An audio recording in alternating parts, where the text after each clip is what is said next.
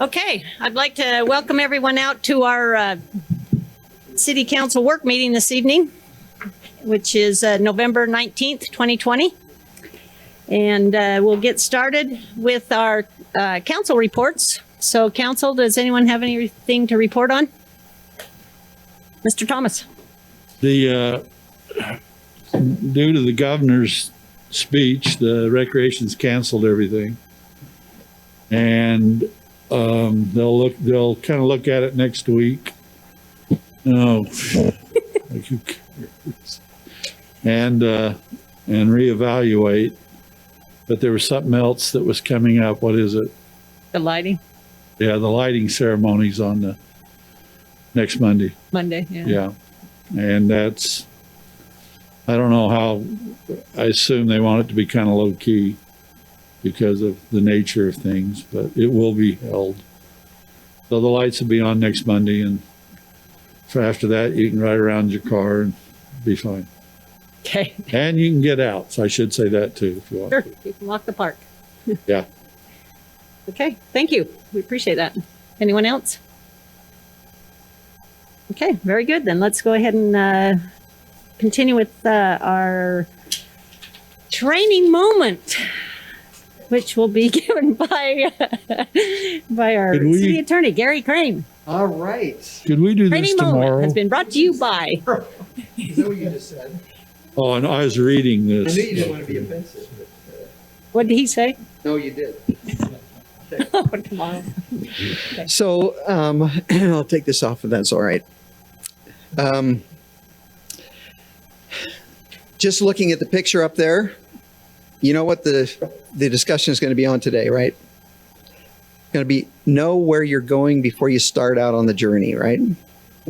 I'm kidding. It's on development agreements is what we're going to do. And the reason that picture's up there is there's a recent case. The Moab case is what they call it. And I just wanted to tell you about it really, really quick. Just give you a snapshot of what happened.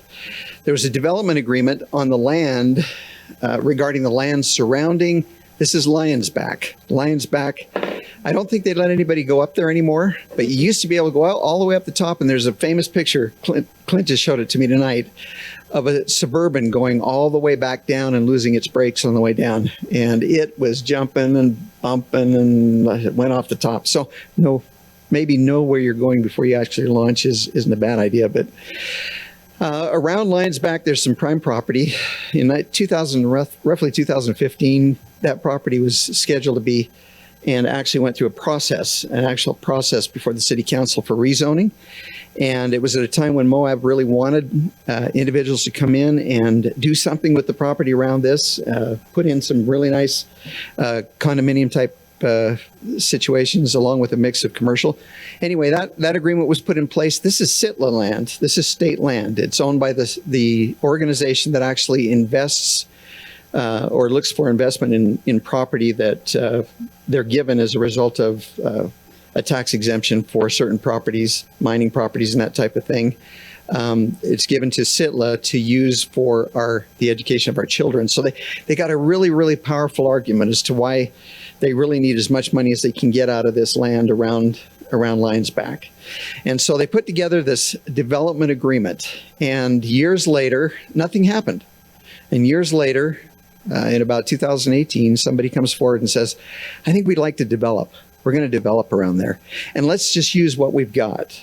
And the city council in its wisdom said, you know what you're bringing to us is different enough that you're not going to be able to use this development agreement. And Sitla said, if you don't do this, we're going to go ahead and let them develop themselves because we're a state of Utah agency and sorry, Moab, we're going to put the pressure on.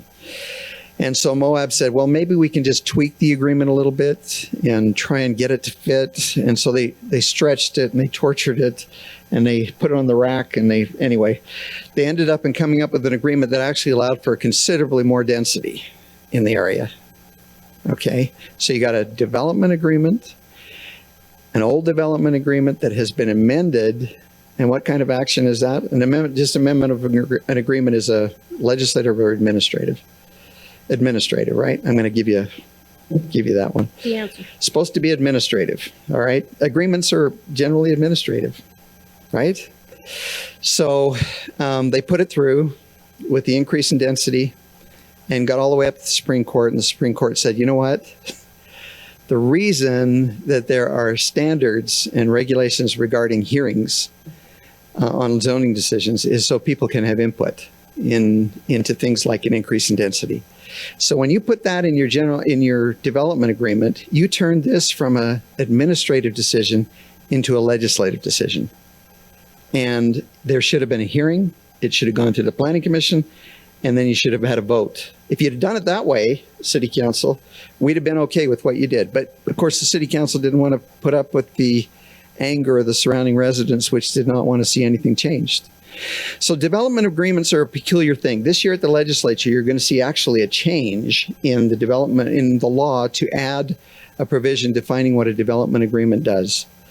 And I've got before you just a brief summary, and I'm sorry it just looks like a legal document blown up, okay? But Can I ask you a question, Gary? sure. So I'm a little confused. You say it was an administrative decision, but we pass those we vote on those. That's correct. Yeah. But when you vote on those development agreements, usually they're in conjunction with a rezone. And so generally you have a hearing beforehand, but the agreement itself is administrative.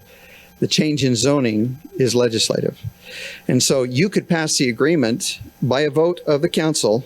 It doesn't mean the council doesn't vote on it. It just means you don't have to have the public hearings when it's administrative, unless the code says you do. And there's not very many cases where you have to have a hearing for an administrative determination. We still have to vote on it, though. You still have to vote on it, because there's two kinds of decisions that you make. The first kind of decision is you make a decision based on the ordinances that you put into place. And that is a legislative decision. And those ordinances are the use of your police power. That's where you make somebody do something because you said they need to do it, and they need to do it this way. There's a second way that you make decisions, and that is through development agreements. Those are supposed to be agreements where two people get together, the developer and the city, and you agree upon certain things, and both of you bring something to the table. And that's a contractual agreement. Okay, it's not you're not using your police power with a development agreement unless you do what Moab did, which is you exceed what the law lets you do, what the ordinance lets you do, what the permitted uses and the densities that you've set in place by ordinance allow you to do. If you're going to exceed that by a development agreement, the courts are going to say, oh boy, you guys have gone way beyond your authority, your police powers, by doing this without a public hearing and all the other trappings of legislative decision. But as long as you stay within your ordinance, you can negotiate a development agreement back and forth between you and the developer until you come to a conclusion as to what's comfortable for the two of you. And what types of things can you typically, and I promised Alex that I'd only go 10 minutes today, and so I'll try and cut it short at 10 minutes. But you've got development agreements that you do for annexations, very liberal. You can do just about anything to somebody who's trying to annex into your boundaries. Zone changes, a little bit more intense, because what you're trying to do is you're trying to limit maybe some of the things that, for example, if you think that's a good place for a certain zone, but you want to limit the uses, you can use a development agreement to be a little limiting. And then you've got subdivision. You really don't need a development agreement most of the time for subdivisions, but we put them in place anyway, because what we like to do is hold the individual's feet to the fire when they come in with a certain design or design standard. It's like the park. When they came in, we knew exactly where the different densities were going to be located, and we knew what the densities would be and where the park area would be and where the recreation. And that's another type of development agreement. And then you've got commercial site plans, and then finally you got settlement agreements. So caution then, right? Out of tonight's 10 minutes or training minute, what do you have to be cautious about in relationship to what I just told you about Moab and the mistake they made? You have to be cautious that you don't exceed your ordinance in a development agreement. Don't exceed what your ordinance will allow you to do, already allows you to do. Because the instant you do, you start to get into the category of making a legislative decision. When you start to change the ordinance, you start to change the densities, for example, you're changing the ordinance. When you increase densities, you're changing the ordinance. You can always decrease densities. You know, you can say in the development agreement that we're going to allow R18s rather than R110s, even though this is an R110 zone, because we want more area for this. PRUD is a great example of it's one big development agreement, essentially, where the two of you get together and the city says, we'll give you these bonuses if you do these things. That's a great example of an ordinance that actually gives you the authority to be able to negotiate like that. Any questions that you have on development agreements? This is just kind of a crash course to say to you, just be careful when you put into place a development agreement, because you don't want to overstep the things that you put into a development agreement and turn them into something that would be a legislative act. Yes. And maybe you just answered it, but where under the can is be more restrictive than ordinance. So that was the example where you can go to an R18 versus the ordinance Sure. allows for an R110. But when you come down to the can't provide for excessive exactions, that's the other example that you're given where you can't change density to something higher than what was. Yes, but an exaction usually deals with a specific type of improvement or something you're asking them for. Okay. Like, for example, I want a bridge over here that will service everybody that comes from Syracuse into Layton. You know, I want a bridge on this road. It has nothing to do with my subdivision, but you're going to try and impose that on me by agreement? In other words, by state law, you couldn't do it. By your police powers, you can't do it because it's excessive. But you demand something that is, or you demand a regional park, this developer to dedicate a regional park by development agreement to the city. A problem with that? Yeah, it's way in excess of what, so you still have to, your agreements still have to be within the law when it comes to exactions and when it comes to what the law allows them to do in that zone. But you do have a lot of flexibility with the, I love development agreements. I think they're great because the developer knows what he is vesting in, actually knows what he's vesting in. I'm assuming that includes permitted and conditional uses in those Yes. zonings. I mean, maybe that's what we're talking about. Yeah, as that's great. well. So Yeah. you can go out and maybe come back, but you can't be in one zone and try to act like you're in another zone Right. with the development agreement. Yeah, you can't switch zones with a development agreement. That becomes a legislative act. Okay. Did anything ever happen in Moab? Did anything ever happen to Moab? Yeah, did it develop? They reversed it, and so the developers are having to start all over again with public hearings. It wasn't that it was a bad decision. What it was that it was a decision not done the right way. And so I think this year you're going to see at the legislature a provision that says that if a development agreement has something that is over the top, is greater than what your ordinance currently allows you to do, that you're going to have to go back to the planning commission with that development agreement. That's what it's going to say. So does that help? Yeah, so when we do it, you're going to tell us we're wrong.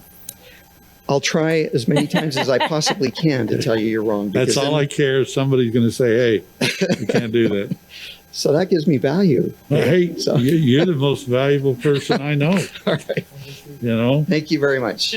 Okay, thank you, Gary. We appreciate that.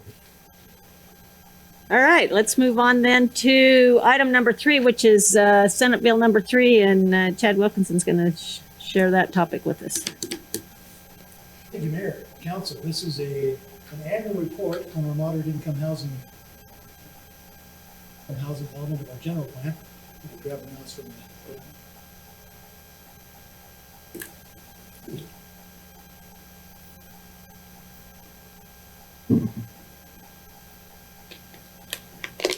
Can you hear me now? Okay. So just really briefly, this is a requirement by Senate Bill 34 that was passed a couple of years ago that we, first of all, adopt a moderate income housing element to our general plan. We've done that. That was done last year as part of the general plan adoption. The state law further requires that each year we provide a report on how we're accomplishing the goals and policies of that plan related to some strategies that the state has required that cities implement in their general plan. So again, this is the Senate bill. It requires us to provide a reasonable opportunity for a variety of housing types, including moderate income housing. These are those 23 strategies that the state requires that cities provide at least 3 or more of those in their moderate income housing plan. We've done several of these, but we're going to focus on 4 tonight, 4 of these strategies that we've implemented over the last year and made some progress on. I want to just note again that this is a report. We're not looking to adopt anything new tonight. This is just to tell you how we've done on these things. And then once we've made this report to you, the legislative body, then we will forward the report to the Department of Workforce Services, the local, to Wasatch Front Regional Council, our MPO, and others that are required by state law. So really quick, we chose 4 of these. The 4 are highlighted there in yellow. I'm going to go through those in detail here in just a minute. First strategy we want to talk about that we've made some progress is that one of the strategies in state law is that we allow for a higher density or moderate income residential development, commercial mixed use, commercial centers, employment centers, et cetera. One of those developments that we've approved this year was a 20 unit studio apartments at Valeria and Gordon Avenue. You probably remember that project coming through. Again, that type of project, those higher densities within that mixed use center directly responds to that strategy from state law. The second strategy, continue to promote investments near transit, particularly in RDA and opportunity zones. You're aware of the work that was done before our general plan was adopted with the Case Crossing down in our downtown. We have other developments that are located close to the transit and those RDA and opportunity zones. Layton Parkway Apartments is one that's had the initial approval by the council within the last year, at least for the zoning change. We also, we're going to talk a little bit more about this some more tonight, but the Winkle property, which is represented over on the left-hand side of the property, the screen. This is a picture that was shared with the school board as we went through the approval process. Those are examples of projects that, again, are achieving that goal of promoting investment near transit and RDA and opportunity zones. Third strategy, again, this is something from the state code, but it's something that we've also felt the need to look at, and that's our parking reductions that we brought to you just recently. You can see those numbers there. We did look at those areas, particularly, it talks about in that state code section, looking at areas, again, proximate to transit, proximate to downtowns. Those are the areas that we looked at, areas where someone could potentially live without the need for a car, in fact, like Case Crossing. So those are areas we spent some particular time looking at, and that recent code change was in direct response to that state criteria. Fourth one, this is coordination with WFRC, UDOT, other state agencies, state and regional agencies. That's something that we've done before. We continue to do. We'll continue to work with them. They were a very strong part of the adoption of our general plan. We received some funding through their technical planning assistance program. You can see that highlighted there in yellow. We'll continue to do that. We've also made some recent applications for some additional funding for some analysis of some of our development along the West Davis corridor, and that's a joint application with several different communities. So those are some examples of that kind of collaboration that, again, achieves that strategy that's spelled out in state code. The other piece of this report is to report on the projections of 5-year affordable housing needs. Now, we have a couple of different categories of that. I'm going to go through that top one first and then explain a little bit about those bottom numbers. But these are the projected growth for households. We've identified townhome and multifamily units. In your packet, there's a detailed description of what these numbers mean. But these are the numbers within that 5-year period that we would project would be needed to meet our share of the population growth in those various housing types. You can see those numbers there, 1,400 townhome multifamily. As far as the demand, projected housing stock would be just a little bit over that. Median income housing cost, 1,348. The projected median household income is 98,381. That's that 5-year projection, which is the 80% of that area median income is 78,000. The current AMI is 84,000 and some change. Is that right, Brandon? And I failed to do something at the first that I was going to do. I'm going to do it now. I want to give a lot of credit to Brandon and Tim for their work on both the moderate income housing plan that was adopted last year and on this report. They really put these numbers together and did all the hard work on the analysis. So I want to give them due credit, and they're here to answer any questions tonight as well. But that's the numbers there on the top part. The bottom part, those numbers are actually generated from a calculator that's provided by the Department of Workforce Services. And that calculator looks at, it's a pretty robust model of looking at the area median income, the census data for the number of families that we have in each of these various percentages of that area median income, the number of units that are available that could be rented within criteria that meet affordability criteria. That's a certain percentage of their annual income that can go towards housing. And it spits out, once you type those numbers in, it spits out some numbers to you for the needs that we have. So we tossed around whether to put the word available, and Brandon's going to be surprised to see available on there because we took it out earlier today. But the reason we had that taken out was that these are not vacant units. That's the tricky part. When we say available, these are not vacant units. These are units that are in excess of what's required to meet that population that's 80% of our adjusted median family income. So what they do in that calculator is they look at the number of those families that are in that 80% criteria, the number of units that we have available for those families that could meet that affordability criteria, and then what's left over. So that's the leftover. Those are units that are currently rented, but that's the ones that are still, I guess, in excess of those minimum we would need to meet that affordability for that percentage. Same thing all the way down, 50%. The one number that we wanted to point out that's difficult to meet is that bottom category, 30% of the county's adjusted median family income.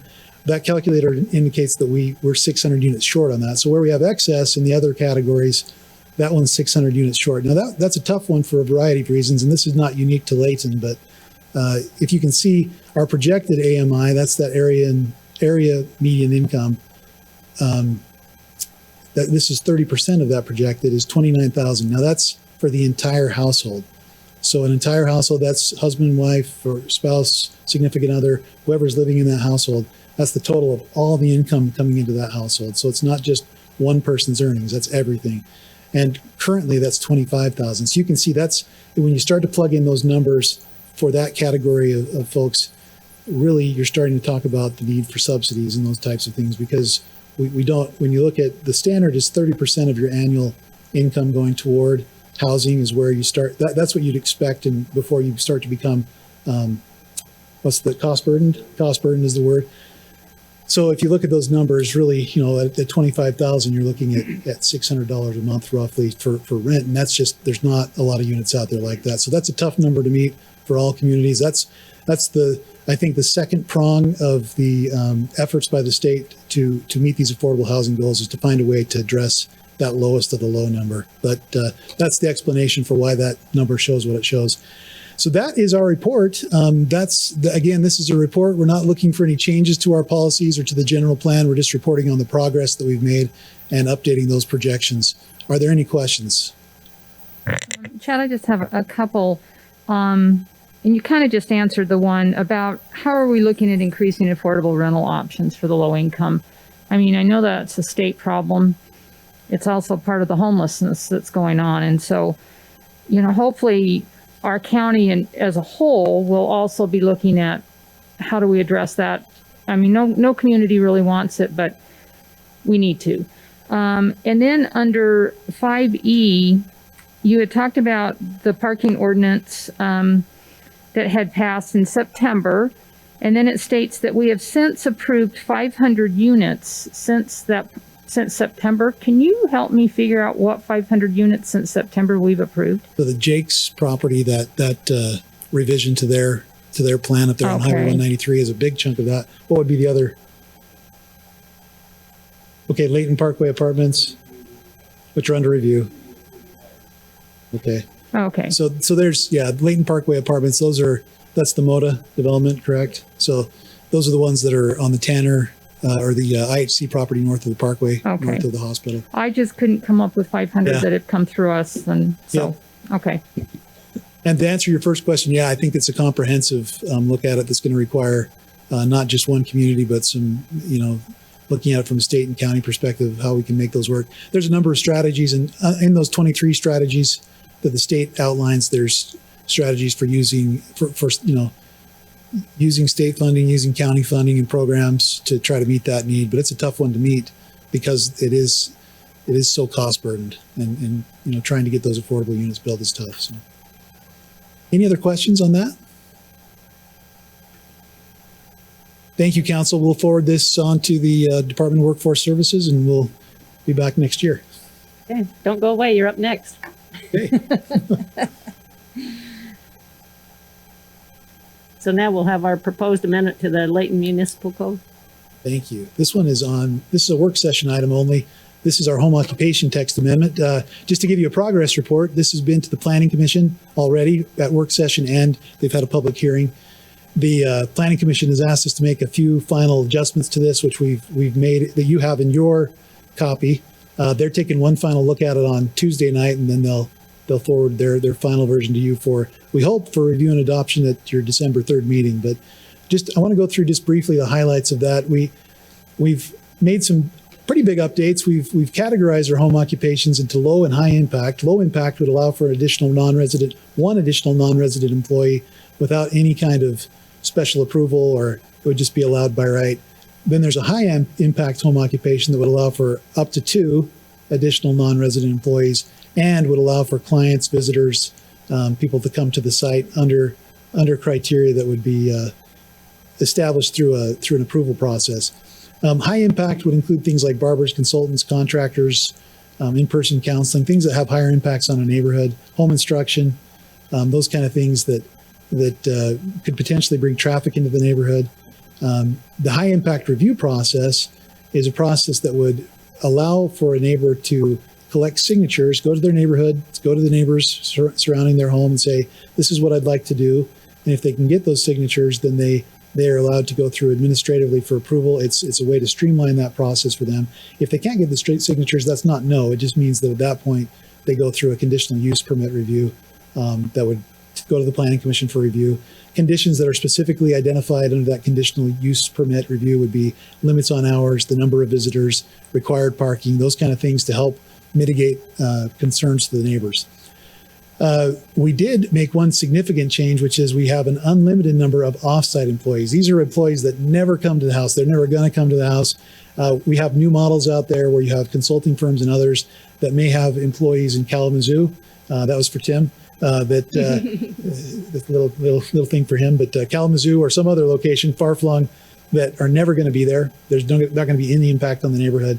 Right now, our code is very specific and says no outside employees are allowed. So we want to make that change that addresses just the changes to our way of doing business. And we've had several of these come in the last year that we've been a little frustrated that we'd have to tell them no as well. But we want to be able to say, yes, if you don't have anybody ever coming, your employees in another state or another city, you can have an unlimited number of those because there's no additional impacts to the neighborhood.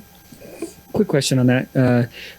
Is there a certification they have to say our business model is still the same and stuff like that? And this one, home occupation is a little bit different of an animal because we actually review these every year as part of the business license review. So we're on a conditional use permit or something else. We might not review those specific conditions every single year. On this type of thing, we're looking at those every year as part of the business license approval. So if things change, they have to let us know. And any other questions on that? Are you addressing equipment that goes along with a home occupation? I know that's a lot of times the concern is what they're bringing along with them equipment wise. Yeah, I'll go to that next here. That's a good segue into our next slide here. So we have use limitations. There's just things that apply to every home occupation out there. Noise, dust, fumes, glares, that's in our existing ordinance. That's just a way to say, hey, if you're going to have something that is out of the ordinary or that's creating noise or dust, fumes, things that you wouldn't normally associate with the neighborhood, those are not appropriate. So those are limited. We have hours of operation limits on these home occupations. Sales displays, again, we don't allow now in our ordinance to have a retail face for your store or for your home occupation. So what we want to discourage is people coming off the street and going in and having a storefront. But if you're a hairdresser that sells a little bottle of shampoo that says, hey, you may like this shampoo that I used on your hair today, and you have just a couple of bottles here, that's something that's considered incidental sales. There's no storefront. It's incidental to the use that they have going on, the hair cutting. We have alternations in there again, Tim, just so we can correct that next time, but it's structural alterations. We found out that alternations is a word, but it doesn't mean what we're trying to say. Alterations is what we mean to say there. And that just means that your house should look like a house. At the end of the day, this should be invisible to your neighbors. You're not supposed to be making alterations to that.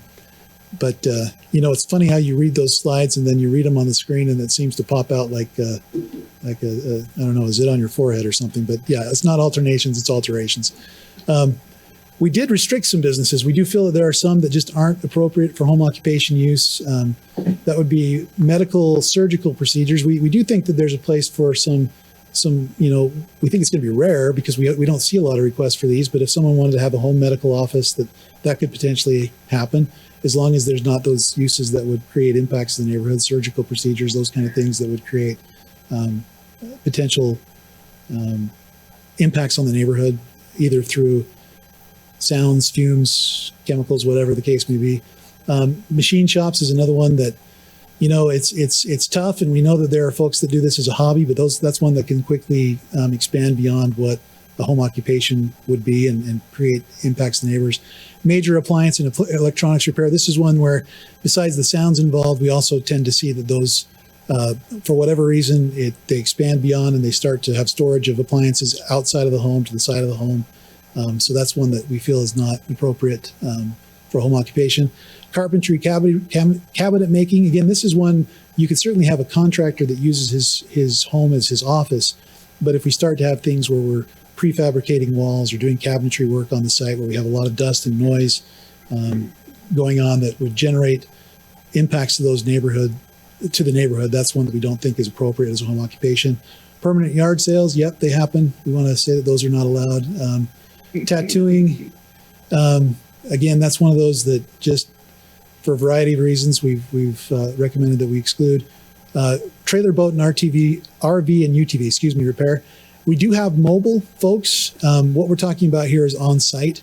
We have approved and will continue to approve those folks that just have a truck with a few tools in it that go out and do mobile RV and UTV repair. We've allowed that for a long time.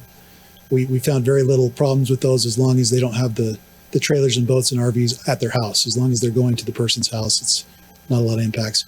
Upholstery is kind of that same deal with a compressor and the sounds that come with a little staple gun, those types of things. Vehicle auto body repair, painting of vehicles, those have a variety of impacts. Welding, vehicle sales. And there are certain vehicle sales that are exempt under state law, and that's just your own personal vehicle sales. That's not what we're talking about. There are rules related to that, and how many cars you can sell as an individual per year. But anything that exceeds those exemptions in state law would not be allowed. Let's see. We talked about that a little bit. I think these are just some pictures. Okay, yeah, we had a couple duplicate sides. This is something that came up with the Planning Commission that they wanted to have. We're going to show this to them on Tuesday night. Wanted to have an idea of what we were talking about when it came to equipment. We allow into the proposed ordinance, up to 2 vehicles that are 10,000 pounds gross vehicle weight or less, and then one that's between 10 and 14,000 pounds. That's an or, if I remember right. Is that right, Tim? Not an and or an or. It's an or. 2 or 1. Yeah, thank you. So this just gives you an idea of what those different vehicles are. Our current ordinance says 10.5, and what we're finding out is that that's kind of an antiquated. We all know what that means, kind of, I guess, anecdotally, what that 10.5 means. But what we're finding is a lot of those, what would have been considered a 10.5 back in the day, the payloads are actually much bigger than that now because of technology. So gross vehicle weight is the best way. It's easy for someone to figure that out. If you go open the door on your car, you can see what your gross vehicle weight rating is off the bat. Oh, thank you. So Tim just gave me some stuff to answer your question about outdoor storage of equipment. I'll get there in just one second, Don. But that gives you an idea of what those types of vehicles would look like. You've got kind of a step van or a larger or a smaller walking, The vehicles that would be excluded would be things that are that larger vehicle type, those that maybe have a semi-cab with a box on the back, some of those larger. We did find that some of our food trucks can meet that gross vehicle weight rating, some can't. Just depends on the food truck. So those that could meet it could potentially be stored on site. Those that can't they'd have to find an off-site place to store those vehicles. With that, just a couple other things on use limitations. Just nothing that's going to be hazardous to the public. These are just kind of general statements. No excessive demand for public utilities and services. There's an example that came up in another community that I was in before where the person was proposing a server farm in their home. And what happened was, the way we became aware of it was that the power company, a server farm, I'll explain what that is. The power company said to us, hey, why are these guys requesting this huge power service? And we said, we don't know. And so we looked into it. And the reason why servers, they're computer servers, they process data. They wanted to establish that in the basement of their home, a big one. And it needed more power than what a typical residence would require. So that's the kind of thing we'd be looking to prohibit, is those that are not, it should be invisible, right? It should be just like a home. It should be exactly like those types of impacts of a home. Or if there are impacts that are different from a home, ways to mitigate those.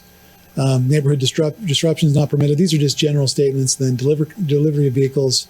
We say no excessive impact, but there's actually hours included in there, if I remember right. Or is that in the MU? Okay, we're getting some of our codes mixed up here as we go through this, because we've got several code amendments tonight. But there are limits on delivery vehicles. Are that typically a typical home may see a few Amazon Prime delivery vehicles each day. I was just going to ask, what about the Amazon delivery? That's the kind of thing we're talking about. Is if it's typical, if we're not bringing big semis in every day, if it's just an Amazon Prime vehicle that comes in, drops things off, picks things up, that's the kind of things you'd expect to see. So if it's going over and above that, that's what we want to prohibit. To answer your question, really quick, Don, what it says is, on outdoor yard space, the home occupation shall not involve the use of any outdoor yard space for storage or display of materials, supplies, inventory, inoperable vehicles, or equipment, unless it's specifically stored in an enclosed vehicle, enclosed trailer, or within an accessory structure. So we did expand this out to allow people to use a detached accessory structure, a small portion of one, for some storage of some of those equipment, as long as it's contained inside those, and also a little bit of allowance for in a garage. We want to make sure people still have enough parking, but a little bit of allowance for that. So that's really quick. Those are the highlights, the big things. You have, of course, the full ordinance there before you. If there's any other questions, Tim and I can try to answer those. Chad, I have a couple of questions. The signature process with the neighbors, Yeah. is that being done in other communities? Is that and how has that been happening in those other communities? It works really well. I think when those uses are things that are reasonable, what I found other places where this process is implemented is that the ones that are tough are the guys that are not following the rules. And that's when the neighbors say, no way, I'm not going to give you your signature. Here's why. They'll write letters to the city, emails to the city. Sometimes, it's storage of materials outside. Sometimes it's just those folks that are being bad actors and are not following the rules or not willing to.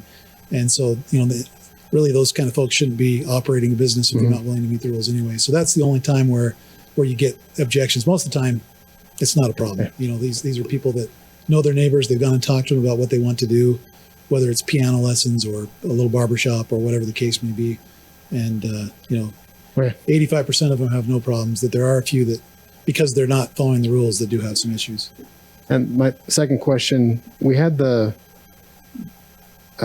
for lack of a better word, the incident with the Snap-on franchise Snap-on truck. Where would that truck fit in that graphic that you showed us? There's a couple different. Or is that because of options. That's actually probably up in your class 6 to class 7 would be where those trucks would be. They usually have a lot of the ones now have a semi cab with a box on the back. Some of them fall into this category. They have a couple different options you can buy, but you don't usually see a lot of these smaller walk-ins anymore with Snap-on. They're a bigger truck, just to have more inventory. And of course, those would still, it's the storage of the vehicle. If they could find an approved commercial location, which we've done in the past for them, they could still store it off-site and have their home office at that location. It's just the storage of the vehicle there is the problem. So Chad, back to Clint's question on the neighbors. I heard it at the Planning Commission, but they may be interested to know who you're considering as a neighbor. It's just not next door. Oh, thanks. Thanks for bringing that up, Tom. So yeah, it's anybody that's abutting so it would be abutting or adjacent. So across the street, those that touch the property, those that are behind them and touch the property too. So anybody abutting or adjacent, does that? Yeah, I heard it. Yeah. I'm good with it. I just thought maybe they would know. It's not like a 500-foot notice or anything though, but it's those that would be the most impacted by the use. So In the jurisdictions that have used this, have they had any interest in any instances where, like I was thinking of my dad, someone comes and asks him if he maybe hates what they're doing next door, and they come and ask him for a signature, he's probably going to sign it. So I just didn't know if there was, maybe they were wanting to rely on the ordinances as is instead of feeling like they're giving permission to something maybe they don't have most people are going to agree to whatever their neighbor comes around because they want to keep the peace, you know? yeah, So I just don't that's know if there was, hard to say. If, I'm not sure if there've been people that have not wanted to sign but signed anyway. I know this is not an approval. In other words, the neighbors don't give approval. This is a way for them to streamline that process Right. and to skip the CUP, the conditional use permit process, but they still have an avenue to go through a conditional use permit process. In that case, if there was someone that was being a bad actor, there'd be some very specific conditions applied that would say you have to meet these codes. Yeah. If they don't meet it, then there's a way for us to revoke conditional use permits, revoke business licenses. There's a process to get that taken away. and I like the idea of the signature. I think it's an interesting one, and I think it's good to streamline it if it's like piano lessons or something like that. Obviously, everyone's going to agree to that, and if they can streamline that, I think that's a good way of doing it. I was just trying to think of instances where it may not be the best. Okay. Council, any other questions on this? And you'll get another whack at this one in a couple weeks too. So, yep. Okay. All right. Thank you for the update. You want to take the next item? Yeah, I'm going to tag team this one. I'm going to actually just introduce. So you saw this at a work session previously. Again, Planning Commission's already recommended approval of this with some tweaks. We've, based on feedback we got from you at the last meeting, we've met with some individual counselors and made some changes to address those concerns as well. So I'm going to let Tim address that and hand it over to you, Tim.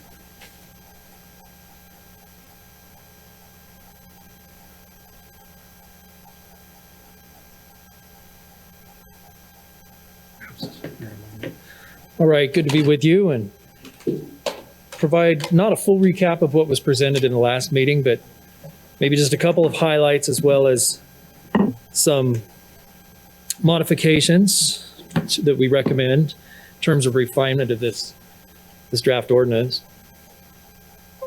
And so just a reminder, this is an idea of expanding use in mixed use areas recommended in our general plan. And in looking at it comprehensively, we saw that it could apply not just to mixed use areas, but also to some of our commercial uses. And a lot of the focus is on the sound in terms of what's an appropriate level of intensity for certain mixed use areas, mixed use settings or commercial settings.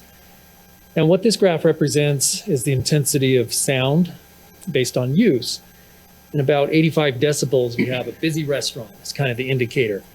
And you've also seen graphics a different graphic shows that it's kind of a loud vacuum is about an 85 decibel, and certain types of laser cutters and so forth. So here's an example of a new use that could be allowed in MU, MUTOD, and even CP1, CP2, that would have a storefront where items that are manufactured or displayed for sale and provide that active front onto a street, but then the production in the back. But these again are lower impact type of maker spaces, high-tech manufacturing, food preparation, and so forth. So a couple of the modifications that we'd like to share with you for consideration are to create consistency between the mixed use and the mixed use TOD in terms of suggestion or a requirement rather that mixed use buildings have a 12-foot floor-to-floor ceiling height along Main Street in particular, that this mixed use corridor is an important corridor for commerce, and that it should be prioritized for having at least the potential for commercial use and live work use. And so that taller ceiling height allows for the potential for what could start as a ground level residential unit could convert eventually into more of an office or even a retail use. And so the language is now consistent, or shown here as consistent, to reflect that notion applicable to Main Street. Up in the upper left, you see the language that's been in the draft reviewed by the Planning Commission and in your packet. And this relates to noise emission limitations. And so this is a suggestion to further refine those limitations and make them specific to mixed use areas in particular.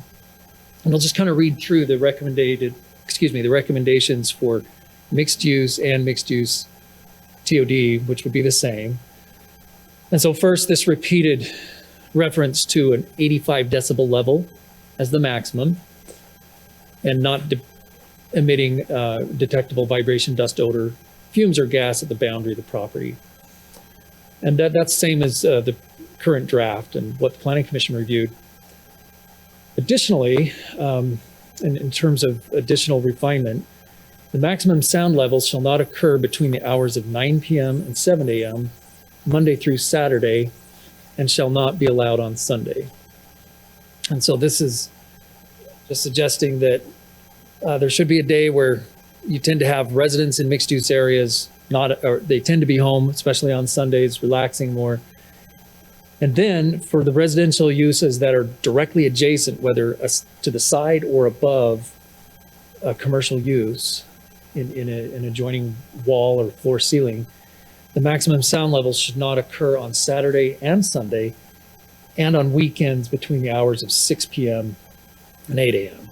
So again, we're looking at this particular setting of adjoining walls and ceilings as being the most sensitive and needing an additional level of regulation and control or limitation. And so we share this with you for your feedback and discussion and any other questions or comments you might have related to this ordinance. Tim, what if they come in and want to like do the improvements with some type of sound barrier? I mean, I get the fact that, our ordinance is our ordinance. We need to live by that, but Yes, just thinking so that they could come down to that decimal level or below. that is addressed. That's a great comment. And in the specific uses, so this is a limitation in the mixed use ordinance itself. Mm-hmm. We have specific to the land uses, limitations that suggest that you could exceed 85 decibels if you mitigate that same increase if you mitigate that same additional sound increase. So if you go to 95 decibels, you would mitigate it so that it's that same 85 decibel at the property boundary. So I believe that would still apply. And again, once to operate those maximum sound levels that you could mitigate to not exceed the 85, but the machines themselves might operate at, say, 100, mitigate it down, but these limiting hours would still apply Right. in a mixed use zone. So thanks for all the time you guys spent with me on this, but there's one that I brought up that's currently in our ordinance that is a conflict with the land use table. And that is under the general specific design guidelines, general requirements, number C, all uses located in the zoning district shall be conducted entirely within a fully enclosed building. And I brought up before, I don't know how you do that in a charter school or a college or university. I mean, there are things in here, a park, that the use, you don't have a school without a playground, or you don't have a park confined inside of a building. They're permitted uses within these areas, but they can't be confined to a building. And even though our ordinance says that in the zoning district, all uses need to be confined to a building. So does that, while this ordinance is open, does that need to be looked at? Because some uses either need to be taken out off the land use table, or that wording is somewhat not exactly correct.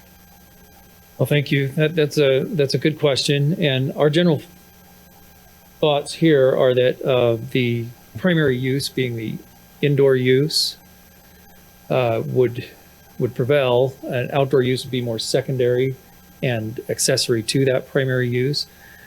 So if there's any additional need for specific language, we could. Well, just in a school, what do? Keep the kids indoors all day? Because the ordinance specifically says that all uses shall be conducted entirely within a building. And If a charter school can be done there and it's a permitted use, do those children have to stay indoors all day because they need to be outdoors some of the day? And so I think in my mind, there's a conflict with that particular, it's in both the MU and the MUTO do the exact same wording with some of the uses that we have listed as permitted. I think on those specific uses, like Tim said, there would be some where, you have a school that primarily indoors, they're most of the time they're going to be indoors. They're going to have recess or whatever outside playtime. And those would be uses that we would recognize would be exceptional in that zone. That's something though, if we do need to, what we'd suggest is that we're going to be making some comprehensive changes to our mixed use ordinance in the next few months, and that's something we could specifically address in that change. We haven't had a lot of applications in the mixed use zones where you'd have those types of issues come up yet. It doesn't mean it can't happen, but I think we could address those. For now, we'd recognize that, especially on a school, that obviously there's going to be some outdoor recreational space. That also applies to, in a mixed use zone, to things like outdoor amenity space. We know that's going to be used outdoors, but primarily the use is indoors, though. That's where we'd talk about that a little bit. But I think that's a good clarification as we go through that comprehensive look at our mixed use. And we're going to be looking at, we've got the home occupation standards, but what we've found as we've gone through the home occupation analysis is that mixed use zones are going to have to operate a little bit differently with that home occupation because of the live work units and other things. So we're going to be bringing that forward for a comprehensive look, and we can address that then. That's fine for now. When you look at your decibels, you got 85 dBs, and that's at property end. Correct. So let's just look at this language. When operated, machines and instruments shall not emit a noise level greater than 85 decibels. Now, it's the machine itself is 85 decibels, but then there should not be detectable vibration, dust, odor, fumes, or gas beyond the boundary of the property. So that's in addition to the 85 decibels. Yeah, but you're saying at property level. You're not talking about the machine, because most machines are going to emit more than I shouldn't say most. Well, a hairdryer's 90. Some are, but are you talking about at the property end? For the noise, it's from the machine, From the machine? whereas additional dust, odor, fumes, or gas Yeah, that's should not be different. detectable That's different. That's, at the boundary. you can smell it, see it, but hear it? And just to clarify, this is just for that light commercial flex manufacturing use. So if you're in an industrial zone and Yeah. sure. that's going to be a different story there. But what about, I run a saw. That's more than 85 dBs. There's no getting around it in a little wood shop. True. So, and lawn mowers and different tools and Oh, yeah. implements. Lawnmowers for And, sure. and so it's similar to the home occupation that Chad was sharing, in that there can be home hobbies, but it starts to become a business and a profession and operate more continuously throughout a day. And particularly in a mixed use area, when you have the potential for units above Yeah. or directly adjacent, we look to have a more measurable and, specific control in place. Okay. It's a good comment. Thank you. Any others? Okay, thank you, Tim. You bet. Thank you. Okay, that means we'll move on to item number 6, which Chad will cover again, and that's the rezone request. Madam Mayor,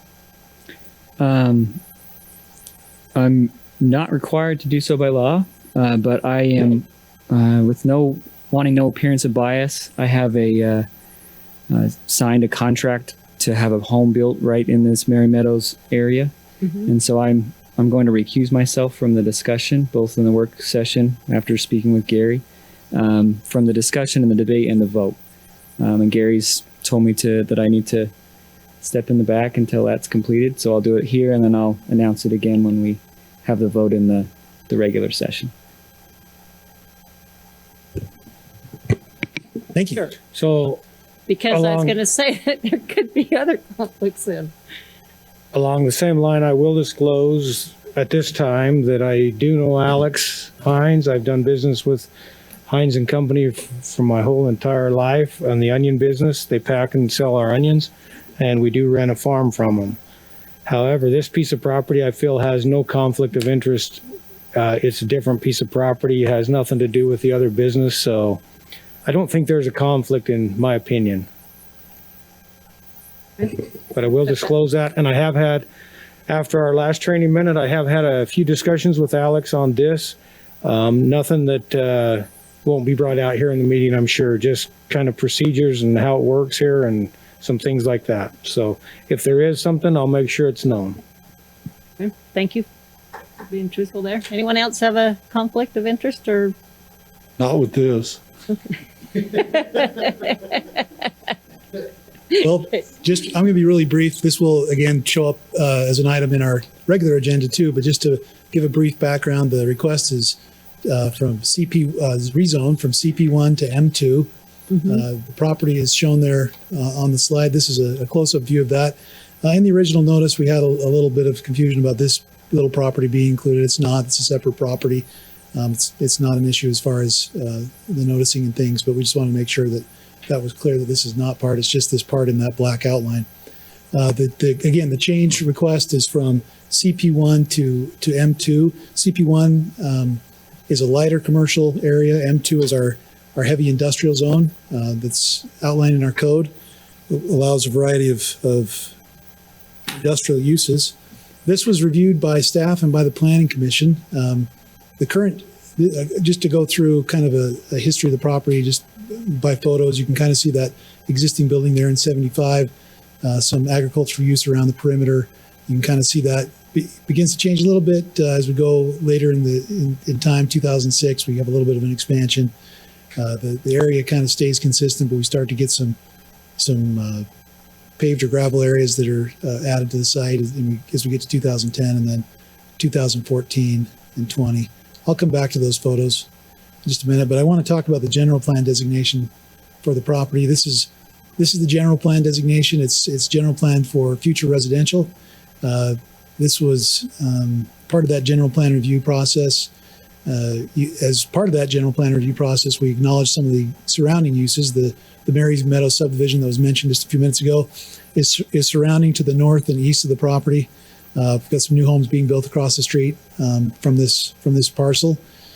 And this parcel itself is general planned eventually for residential. I wanted to just briefly indicate, though, that while it is general planned, the existing zoning can remain as long as the applicant would like. Staff is not requiring that this goes to residential anytime soon. This would be at the applicant's discretion to change that zone. The general plan designation, though, does indicate if things were to change, it should transition to residential. I want to just go back for just a minute now. Actually, I'm going to just bring up a really briefly a table of uses.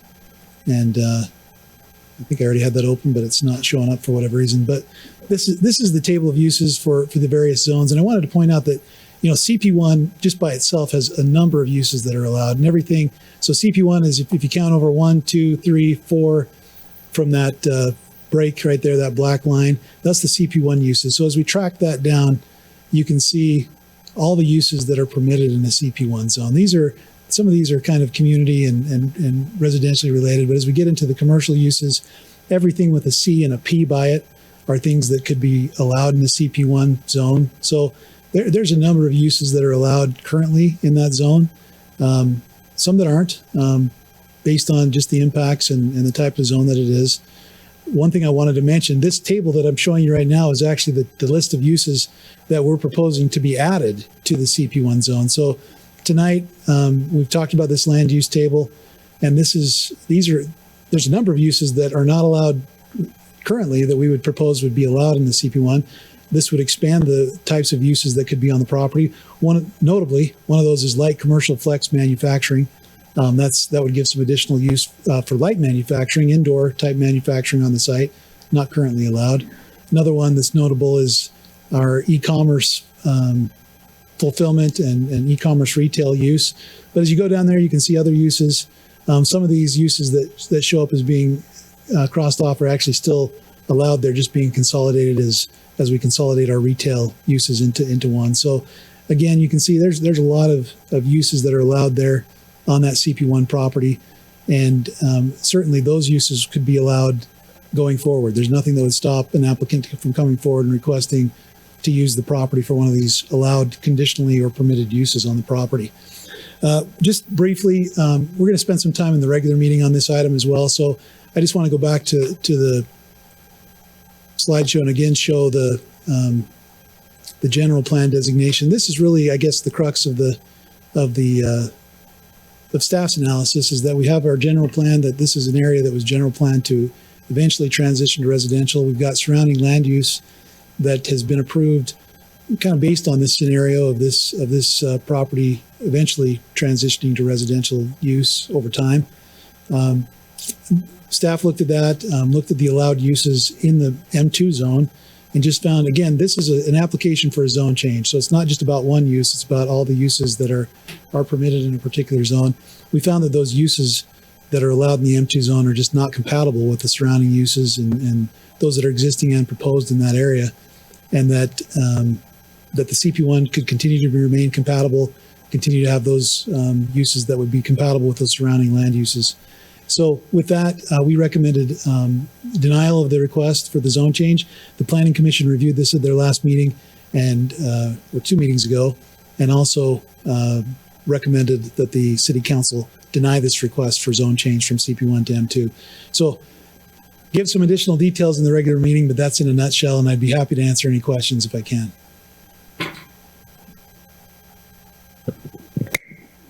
I have some questions, but I can wait till the regular meeting as well, Okay. in the interest of time.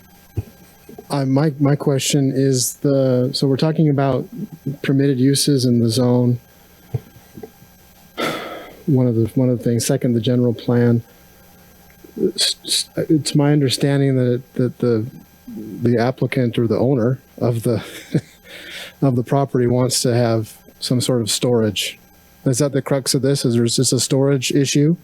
My understanding is how this began was there was some uses that approached the city for business license approval for one was an RV storage, sales, rental type use that's not allowed in the CP1 zone, and other types of uses that approached us either through phone calls or inquiries, contractor storage yard type uses, which again are not allowed in the CP1 zone. So that's kind of, I think, what started this conversation with some of these folks that had asked about establishing their business at the property, and we had to tell them no because it wasn't allowed in the zone. So in terms of that's what started the conversation from our standpoint. I know outdoor storage has been mentioned a lot in the last couple of hearings, whether or not I will mention that outdoor storage is not just a default use. Outdoor storage is a use that's established. It's something that is called out as a separate use in the code. You have to get approval for outdoor storage. It's not just the default for the property. So that's, again, never been approved for this property that we have record of. So that, again, it's a use type. It's not just a default for outdoor storage. I guess I guess we'll talk about it more in the regular meeting. But my thought is, you showed the pictures of the over time, and here's a business that's been here forever. And so I'm sympathetic to someone who's a group, a family who has done business here for a long, long time. And we'll talk about it, I'm sure. And this is certainly no reflection on the business, the Heinz Onions or anything like that. I want to make a distinction though between the building and the business. So the businesses are approved.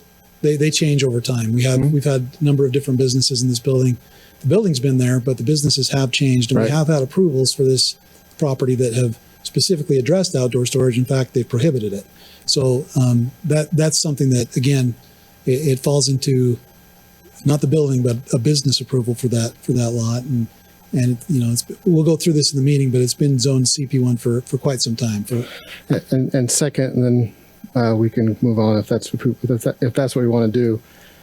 Is when we were approving the general plan, the update, the final piece to that was the town center on 2200 West.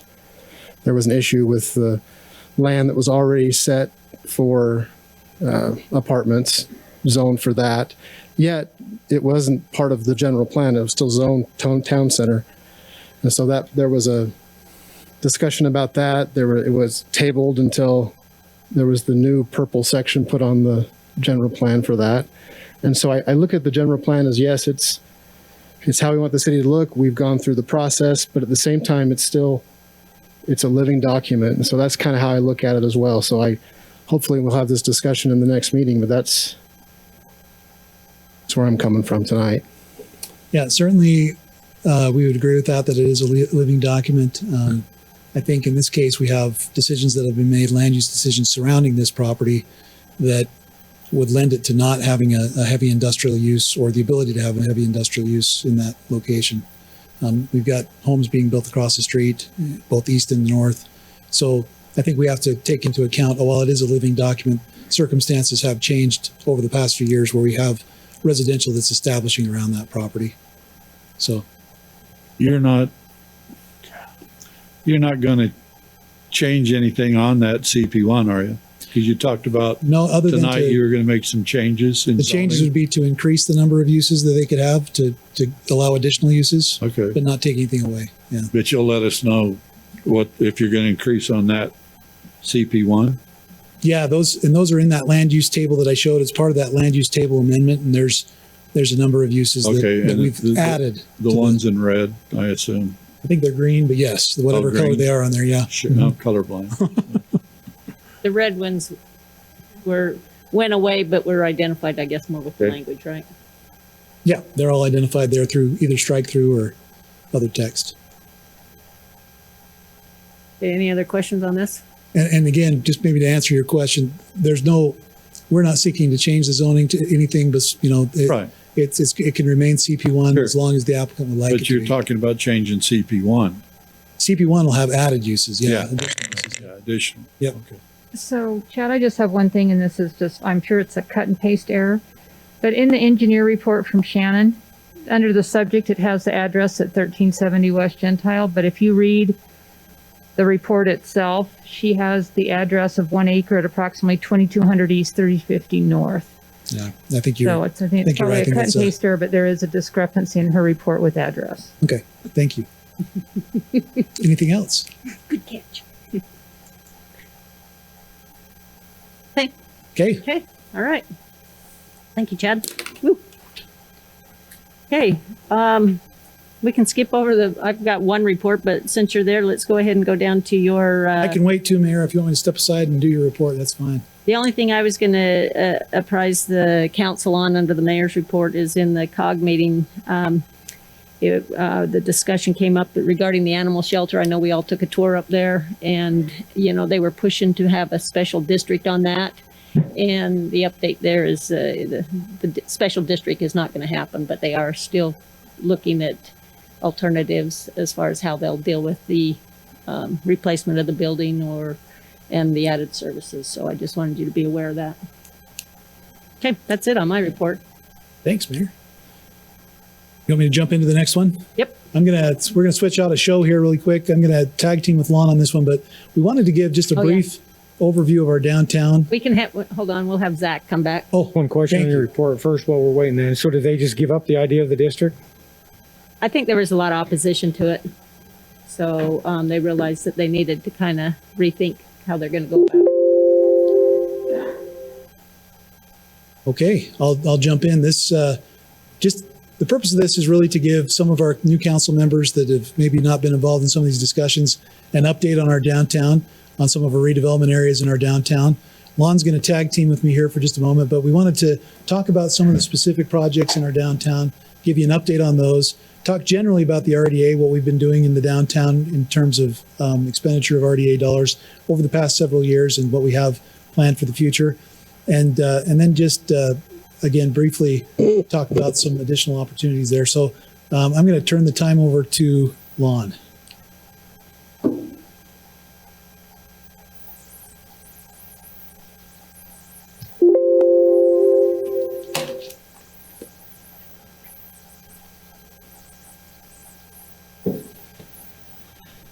Thank you, Mayor and Council. I've been asked to give a little history on the RDA area, especially for those who have not been here through this whole process.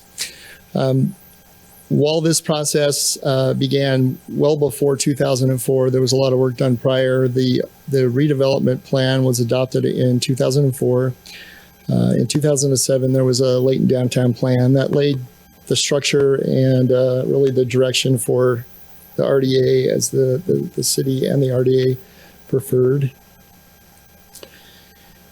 Since that time, you can see what's occurred. We've seen about 82 million in valuation invested into the RDA, into the redevelopment area, which is pretty significant. You can see all the businesses that have moved in since that plan was adopted.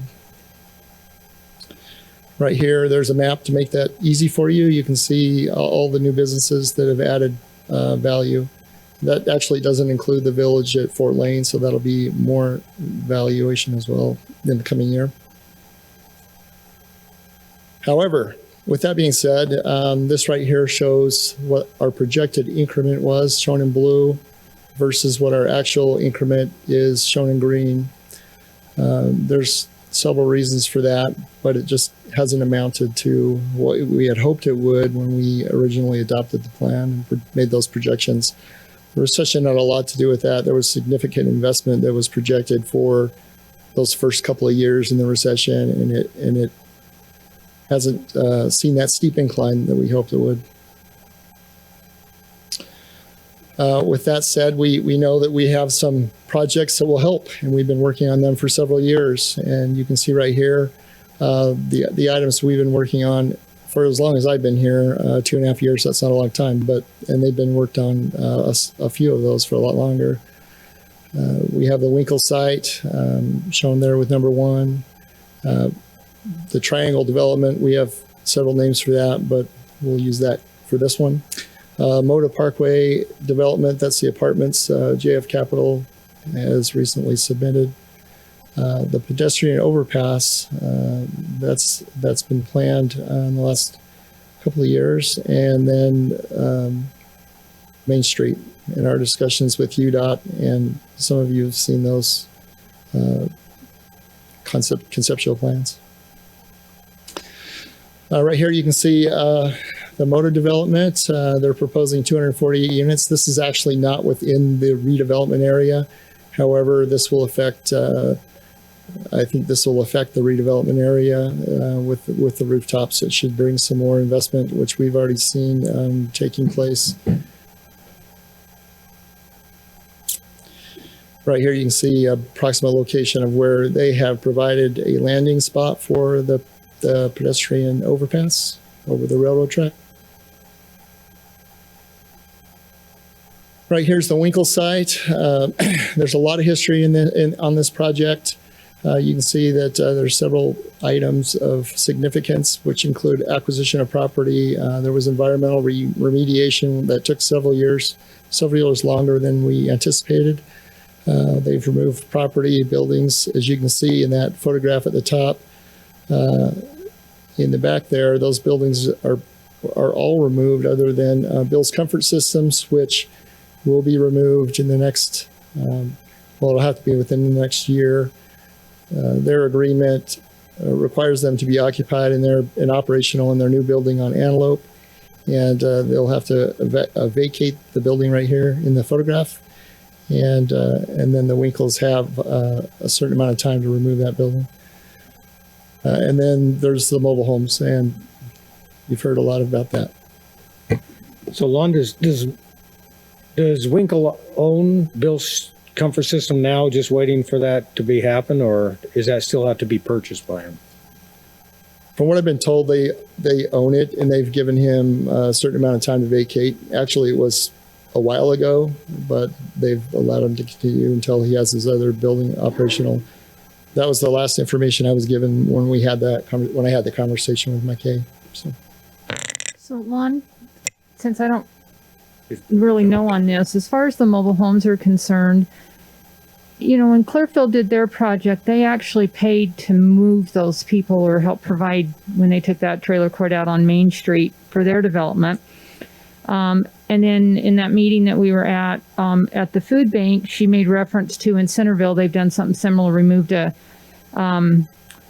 mobile home park in which there wasn't any thing done for the mobile home park, and those people are now seeking rental or homeless assistance of some kind.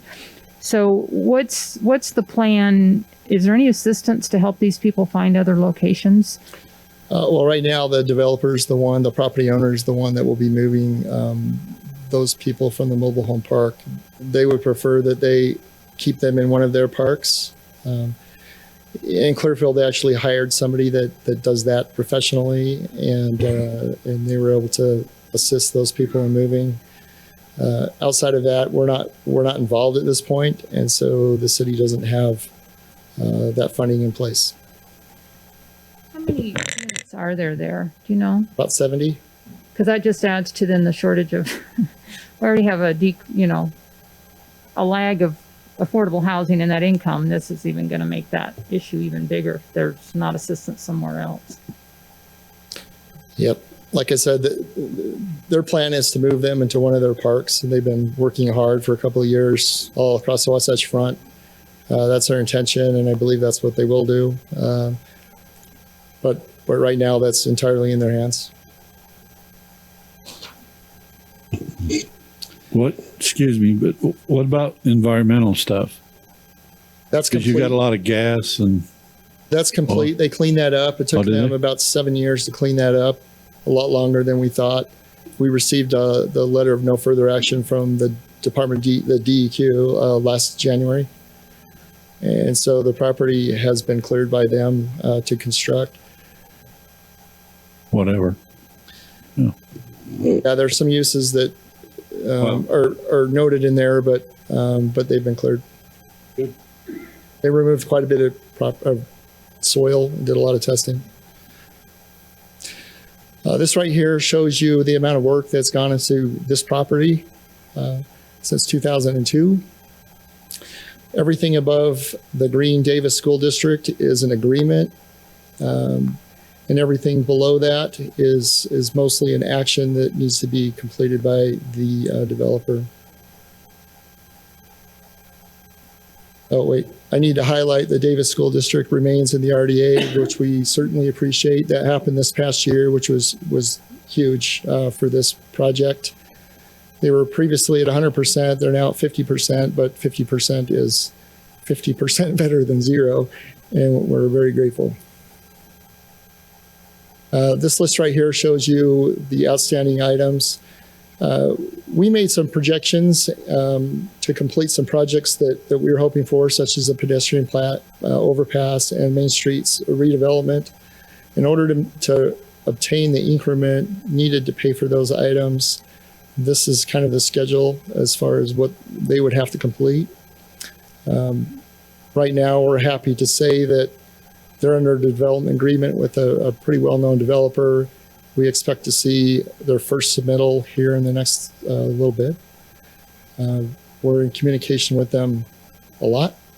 And so that's a huge step, and we're pretty happy about that. This was what was proposed about a year and a half ago. $200 to $220 million investment. This right here, which you've seen before, is just a conceptual plan of what we think Main Street could look like. And we know that this is obtainable if we're able to reach the numbers that we projected, which are basically the numbers that they provided in their estimated investment. This right here is the budget that you saw a year ago or 6 months ago when we amended the budget, but also when we were working with the school district. This shows the cost of what we anticipated for those projects. About $16 million, that was our goal. Right here, this is what was presented to the district. And at 50%, if they construct $200 million worth of taxable property, then we project that we'll be able to reach that goal and make those improvements. And with that said, I think there's further discussion in another meeting. Very good. Just one question, quick, Lon. The trailer courts always seems to be the hang up, but are they coming forward with those plans with the trailer court still a problem, or? They're actually working on some things. They've actually purchased some property that they hope to move them to. That's as much information as we have right now. The developer they're working with actually has experience with this, and so that's helpful. We're optimistic. You'll be informed as soon as we're able to inform you. Thank you. Right, thanks. Are there any other questions about anything that Lon presented? We do want to have a discussion about a proposal that we'd like to request a closed session discussion to discuss purchase of real property, and we'd like to recommend that the council convene that closed meeting so we can have that discussion. Okay. I'm going to say, in the interest of time and knowing that I'd like to stay on schedule with our council meeting, I would propose that we actually move item number 9, which is a proposal to go into a closed door meeting after our council meeting. Are you guys fine with that? Because obviously we don't want to rush this and cut it short. So, you guys good with that? Okay. So Chad will wait until after our council meeting. Okay. So that pretty much brings our work meeting to a close. So, council, we'll adjourn at this point. We'll close this meeting and then reconvene here in less than 8 minutes. Thank you.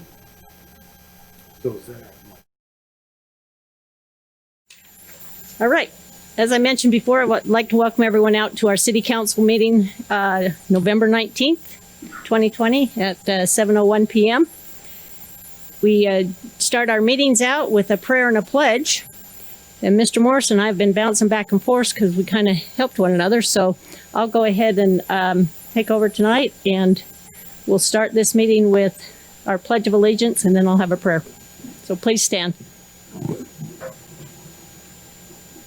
Okay, repeat after me. I pledge allegiance to the flag of the United States of America and to the republic for which it stands, one nation, under God, indivisible, with liberty and justice for all.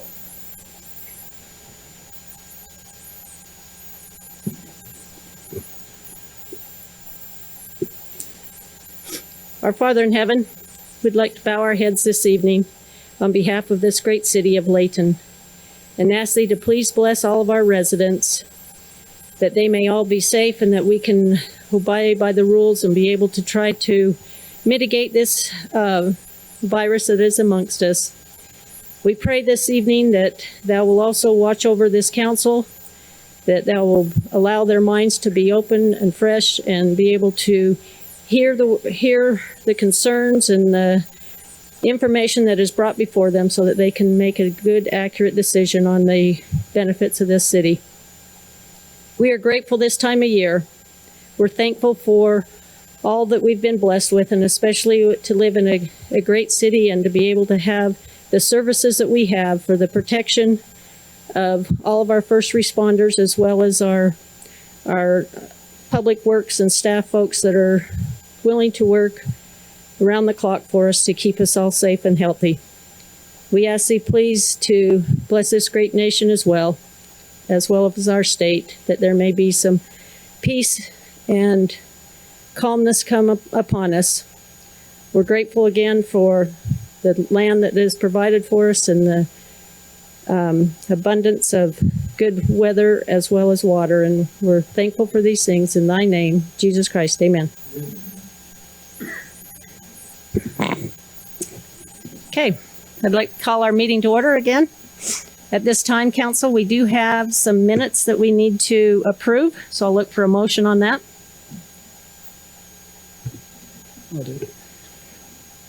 Madam Mayor, I move that we adopt the minutes of Layton City Council work meeting August 6, 2020, and minutes of Layton City Council work meeting August 20, 2020. Okay, it's been moved and seconded. Is there any discussion or changes? Okay, seeing that there's none, all in favor, please say aye. Aye. Okay, thank you, that's unanimous. Okay, municipal events. Mr. Thomas, would you like to reemphasize what you spoke earlier? All are canceled except for the lighting ceremony. I don't know the day. It's Monday. Excuse me for not knowing what day it is, or I mean what the date is. But this Monday, and it'll be held right out here. Yeah, at 7 p.m. And quite honestly, it's not really, I mean, the lights will be turned on. Yeah. It's not necessarily a big event like we've had in the It's not past. a big event at all. It's just something that they can light the lights up all at one time, and then it's a free for all, whatever you want to do. I will let you know that given the fact that we're dealing with unusual circumstances this year, and that in the past this has been obviously a huge event for the elementary kids. We did have a coloring contest, and we've had those students or anyone within our city that wanted to submit a color. God, I'm trying to think. That submitted one of our coloring contests or our coloring. Gosh. Long story short, what we're going to do is we still want to include the kids, or I do. And so anybody who submitted a paper, what they'll do is the Parks and Rec will select one winner, and we'll give them a call Monday, and they'll be able to come down, and we're going to actually have them flip the switch with me. So that I am trying to kind of be cognizant of the fact that this is unusual time of year, but yet we'd like to have those kids be excited as well as us, so that it gives us an opportunity to enjoy the festivities of the season. So is there an event at all with it, or what's going to happen? So what's going to happen is, like I said, we'll choose a winner on Monday. They'll come down, and as a council, you're welcome to be there. It will be at 7 p.m. And quite honestly, I mean, the residents can show up. The only thing is we'd like them to socially distance. And I believe the Parks and Rec are going to look at maybe live streaming this so that folks can see it live streamed on Facebook. But that's The hot really chocolate and that kind of stuff next, or? Yep. And unfortunately, there will be there won't be any hot chocolate sales this year. This is a BYO, okay? But you are welcome. We do encourage you to get out of your cars and walk around, though, because it is a different setting when you do walk through the park. So that is an option throughout the season. Well, and maybe get your hot chocolate at one of our local businesses around. That would be really, really supportive of them if you, after Christmas lights, go visit one of them. All right. So that's really about it for our municipal announcements at this time. And I do not have any verbal petitions.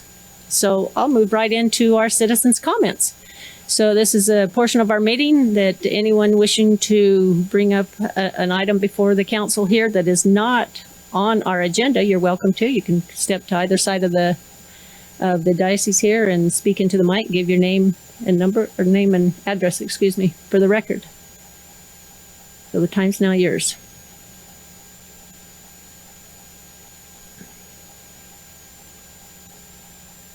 Hello, Madam Mayor, City Council members. I was here last time we met.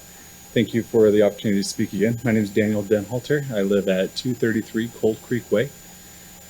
I'm just coming to bring it up for the attention, trying to be the squeaky wheel.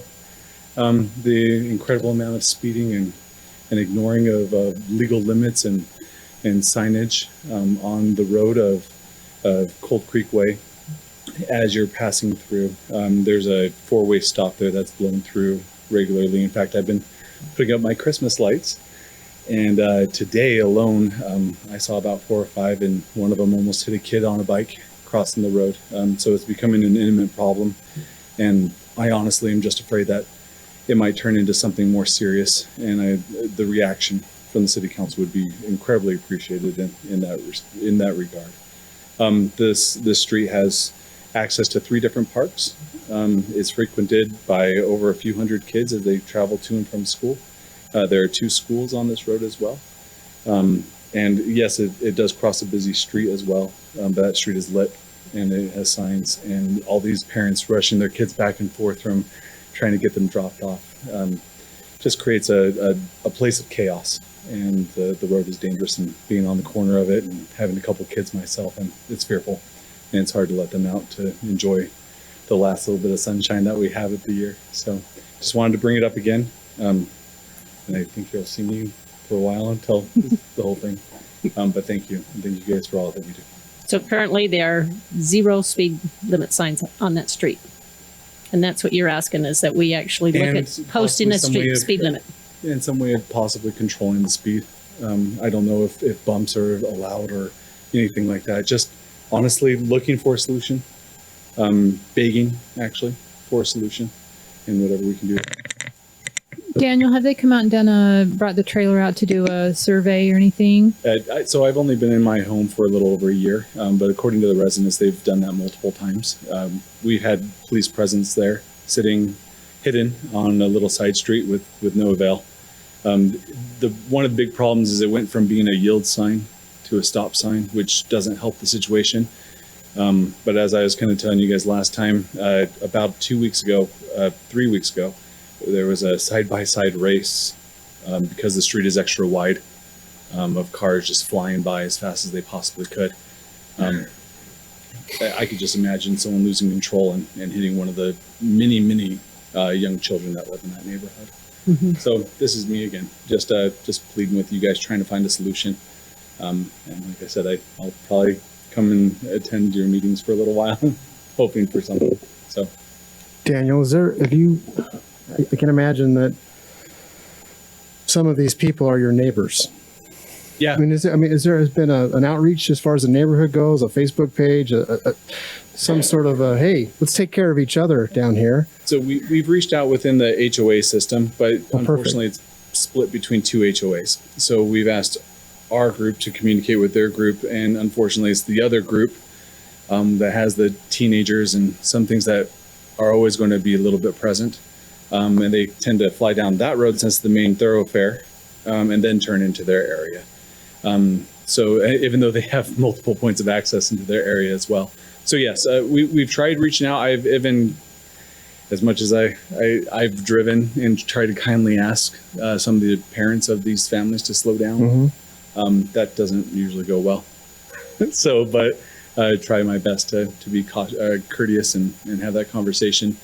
We have a Facebook group that we are constantly posting things on and try to communicate it that way, but really nothing is happening. So that's why, aside from that and aside from the police force, which has been phenomenal and very responsive, I'm coming to the city council because I'm out of options. And I would love your help in trying to find a healthy solution to slow the flow. It's not been, I don't think the posting, because I think they know it's residential. Right. If there was some way to actually force a slower speed, I don't know if that's possible on that road. I've seen humps or dips, or I don't know, just something to discourage those who would use it as a raceway. So Yeah. The easiest thing is put a 2x4 in your yard and throw it out. the police officers have discouraged me from Well, putting they have, anything into the and road. I've had talks with them too. One thing, just so you know, I'm not very, I believe bumps, they're not allowed because of fire engines. Is that right, No plows. Alex? No plows, biggest thing. No plows, yeah. So that, and I'm not saying there's a ton of ways to try. Yeah. The thing is that we need to look at maybe trying. you know? Yeah, I know there's other places in Layton that have like an irrigation dips, and they're used as irrigation dips more than Right. speed limits, but it Yeah, does. they've got all the little lines on the other side of where the cars hit. Yeah. Right. Oil pan, which is not a bad Right. idea. It's not that I want to cause damage to anyone else, but I would love to discourage No, the speed. Yeah. So, Okay. but yeah, I'm just asking, like I said, Right. and not to take up more of the council's time, but thank you guys for hearing my petition and my plea and my beg. So thank you very much. Okay. So Mayor, Yes. or Alex, I know I've seen a time or two here and there where they'll put a blinking light on the top of the stop sign for a little more notice? Is that a possibility, or what would be the options?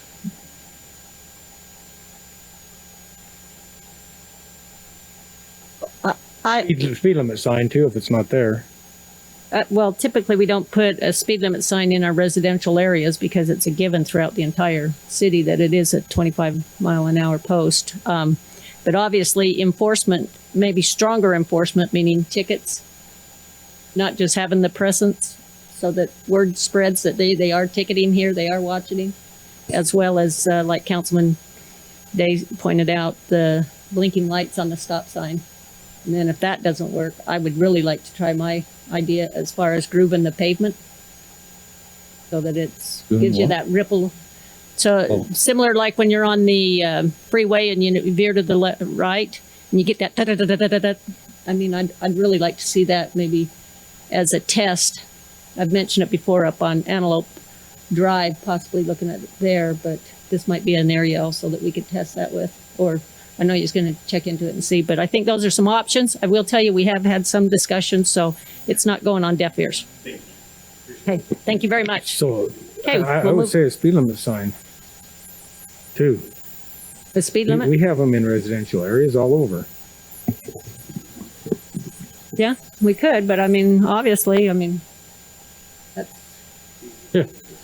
I'd rather see us start ticketing. Get the word, let them know that this is a residential area and we mean business. So, Yeah, It's easier to ticket if you got a sign that says that. okay, all right. Anybody else in the audience that would like to have a comment? And Gary, I will verify it. We are watching online as well, right? I mean, anybody who wanted comments earlier could have given them to our attention before 3:00, correct? And at this point, we have not received any. So I'm going to go ahead and move on then. Okay. Council, let's move on to our consent items. And just for those in the audience, these are items that are routine in nature and we can enact upon them in a single motion. So knowing that, we have 2 items on this agenda. So I'll start out with our first one, which is a state utility license agreement between Layton City and the Utah Department of Transportation. And our city attorney, Gary Crane, will be presenting that for us. Thank you, Mayor, members of the council. Pull this off. Resolution 20-69 is a resolution just readopting a resolution that's an agreement that's adopted every 5 years between Layton City and the Department of Transportation, Utah Department of Transportation, which allows us to be able to access their right-of-way in order to, if we need to put a light in, if we need to put everything behind the curb, we're responsible for. So we often have to go into their right-of-way in order to install improvements or gain an access or that type of thing. They have some rules. Those rules, one of those rules require that we sign an agreement with them, which covers insurance, which covers the permitting, which covers various aspects of our making application to get into their rights-of-way. Every 5 years, this has to be renewed, and usually it's renewed before December of the 5th year. And this has been I think the last time was 2015, of course, and so this is December of 2020. And so that's what this is all about. Any questions on the agreement? It's pretty much the same agreement that they gave us last time. It's just 5 years older. So. Council, did you have any questions on that? Okay, very good. Seeing that there's none, we'll have you go on to the second item, since you'll be handling that as well. Thank you, Mayor. The second item is up on your screen. Brody Robinson and his wife have built a home on a single lot. The lot, you can see the lot is kind of elongated. It's, I think it's 3 acres. I'm not sure what the total acreage is, but you've got a single home on it. It accesses off of 100. You can see the drive approach there. Thank you very much for highlighting that. This piece of property was actually annexed into the city, if you remember, a little short time ago. And at that time, you remember we talked about annexation agreements. So the Robinsons actually signed an annexation agreement which provided for an access all the way over to the property to the, I guess that's to the north, if it were to be oriented correctly. So 100 all the way over to the property line in front of their house. There's an easement which belongs to the city, which would provide for access to that property, which the property has limited access. The property on the north side has limited access. There were a number of other things that we provided for in that agreement, including access down south. If there ever is a subdivision there or ever are additional lots, that street to the south or to the, I guess it would be to the east, is also provided for. In this particular situation, what has happened is, and by the way, that property to the north, that big long blank piece sitting beside the Robinson property, is outside of the city limits. They would have to apply for annexation, is what they'd have to do. That is in the county. But nonetheless, we thought that we would provide for right of way through there eventually in the future so that the property could not be landlocked. In the meantime, the Robinsons have requested the ability to be able to build just a circular drive in front of their home to be able to provide for guests and parking and that type of thing. It is bigger than your regular circular drive or your regular turnaround. And in fact is not the fire turnaround. The fire turnaround is a little bit further to the south. Right there is the access for fire turnaround. So this is beyond the fire turnaround and is actually it would be a private drive there until such time as the property abutting it develops. At that time, the question arises always, who's going to remove the improvements and put in allow for the new improvements to be put in. So if the property that is currently vacant decides it wants to develop, they can use our easement, because we've got the easement, the city has an easement for a street through there.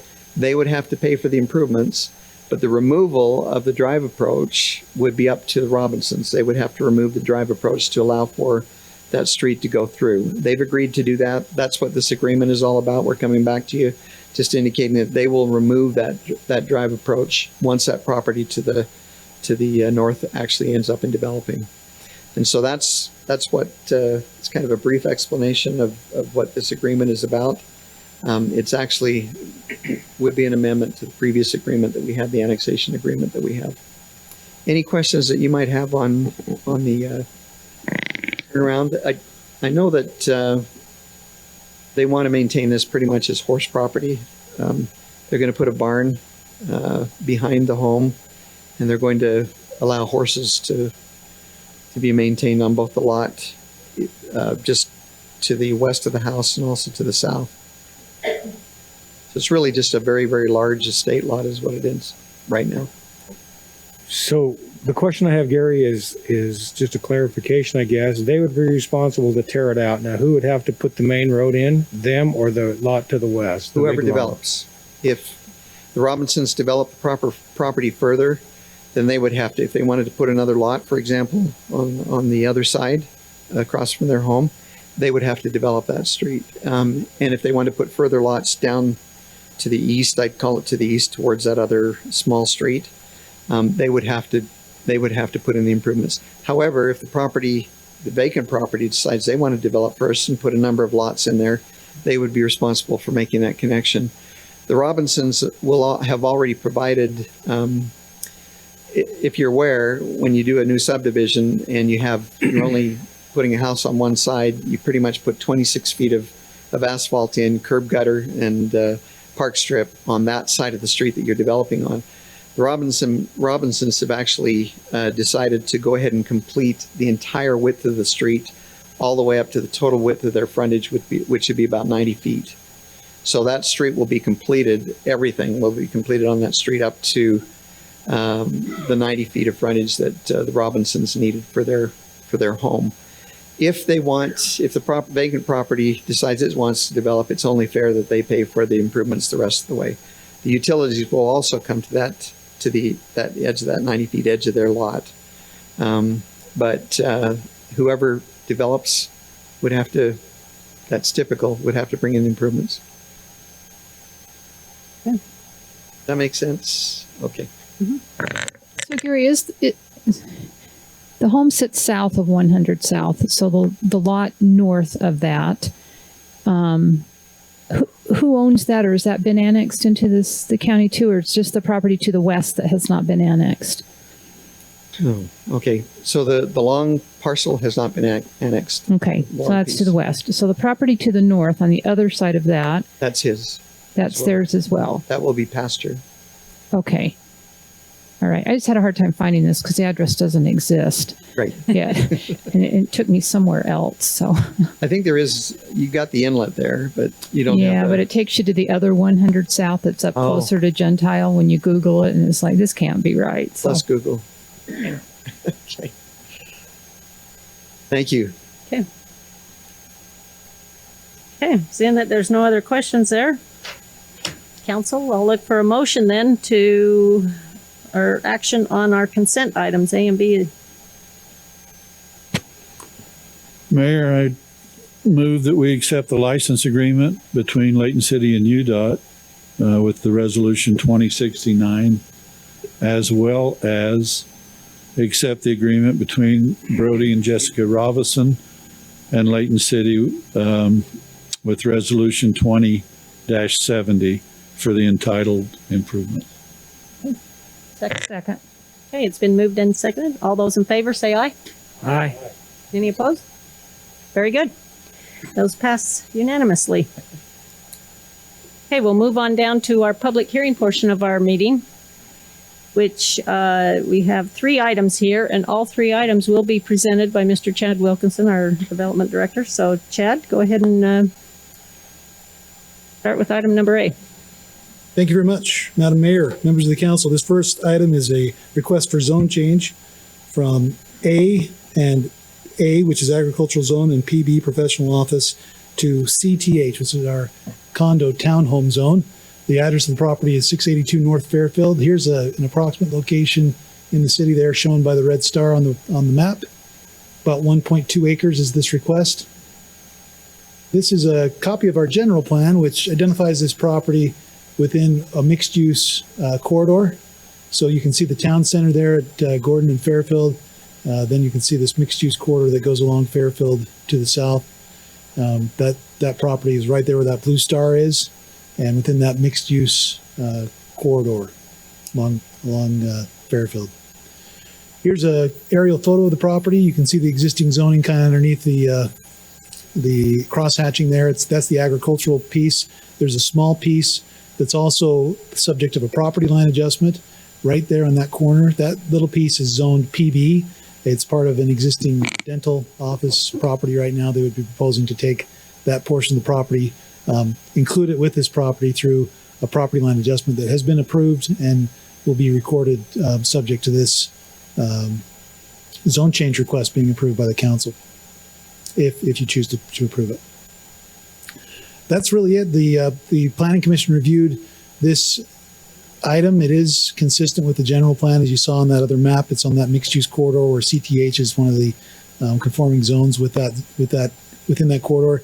In addition, surrounding uses, as you can see on the aerial photo, you have townhomes to the south, townhomes to the north. There's an intervening dentist office, dental practice right there between those two, but certainly within that mixed use corridor and consistent with the general plan. And the planning commission did recommend approval. We're also recommending that the council approve ordinance 20-36, which would change the zoning of this property from A, agricultural, and PB, professional office, to CTH. Be happy to answer any questions if I can. So I have one, and it's in the staff notes. So it says that the lot line adjustment to obtain approximately 0.02 acres or 2,000 square feet of the adjacent 704 North Fairfield property to be used as common space at the northwest corner of the future development site. I think that's the northeast corner, or are we talking a different location? That's a good catch. That's a typo. It should be northeast corner.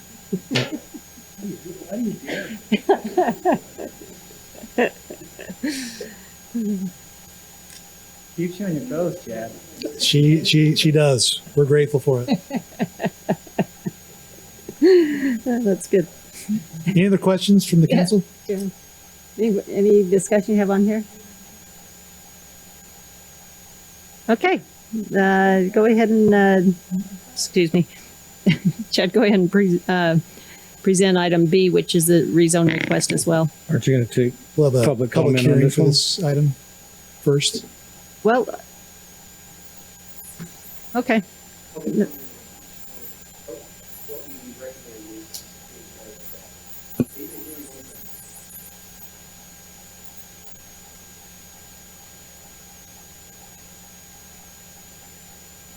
Okay, then council would, okay, sorry. Yeah, that works, but I do need to open it, so I'll look for a motion to open our public hearing. Madam Mayor, I make a motion that we open the public hearing for the rezone request at 682 North Fairfield. Very good. Second. Okay, it's been moved and seconded. So we now are open for any type of public comment. Is there anyone from the audience that wish to speak regarding the rezone request of item number A, which is 682 North Fairfield? Okay, seeing that there's none, we'll go ahead and move on to item B. Correct? You just vote on it. You want us to make a decision? So you got me totally confused now. All right. Yeah, because I was going to say, that's not what you discussed earlier. All right.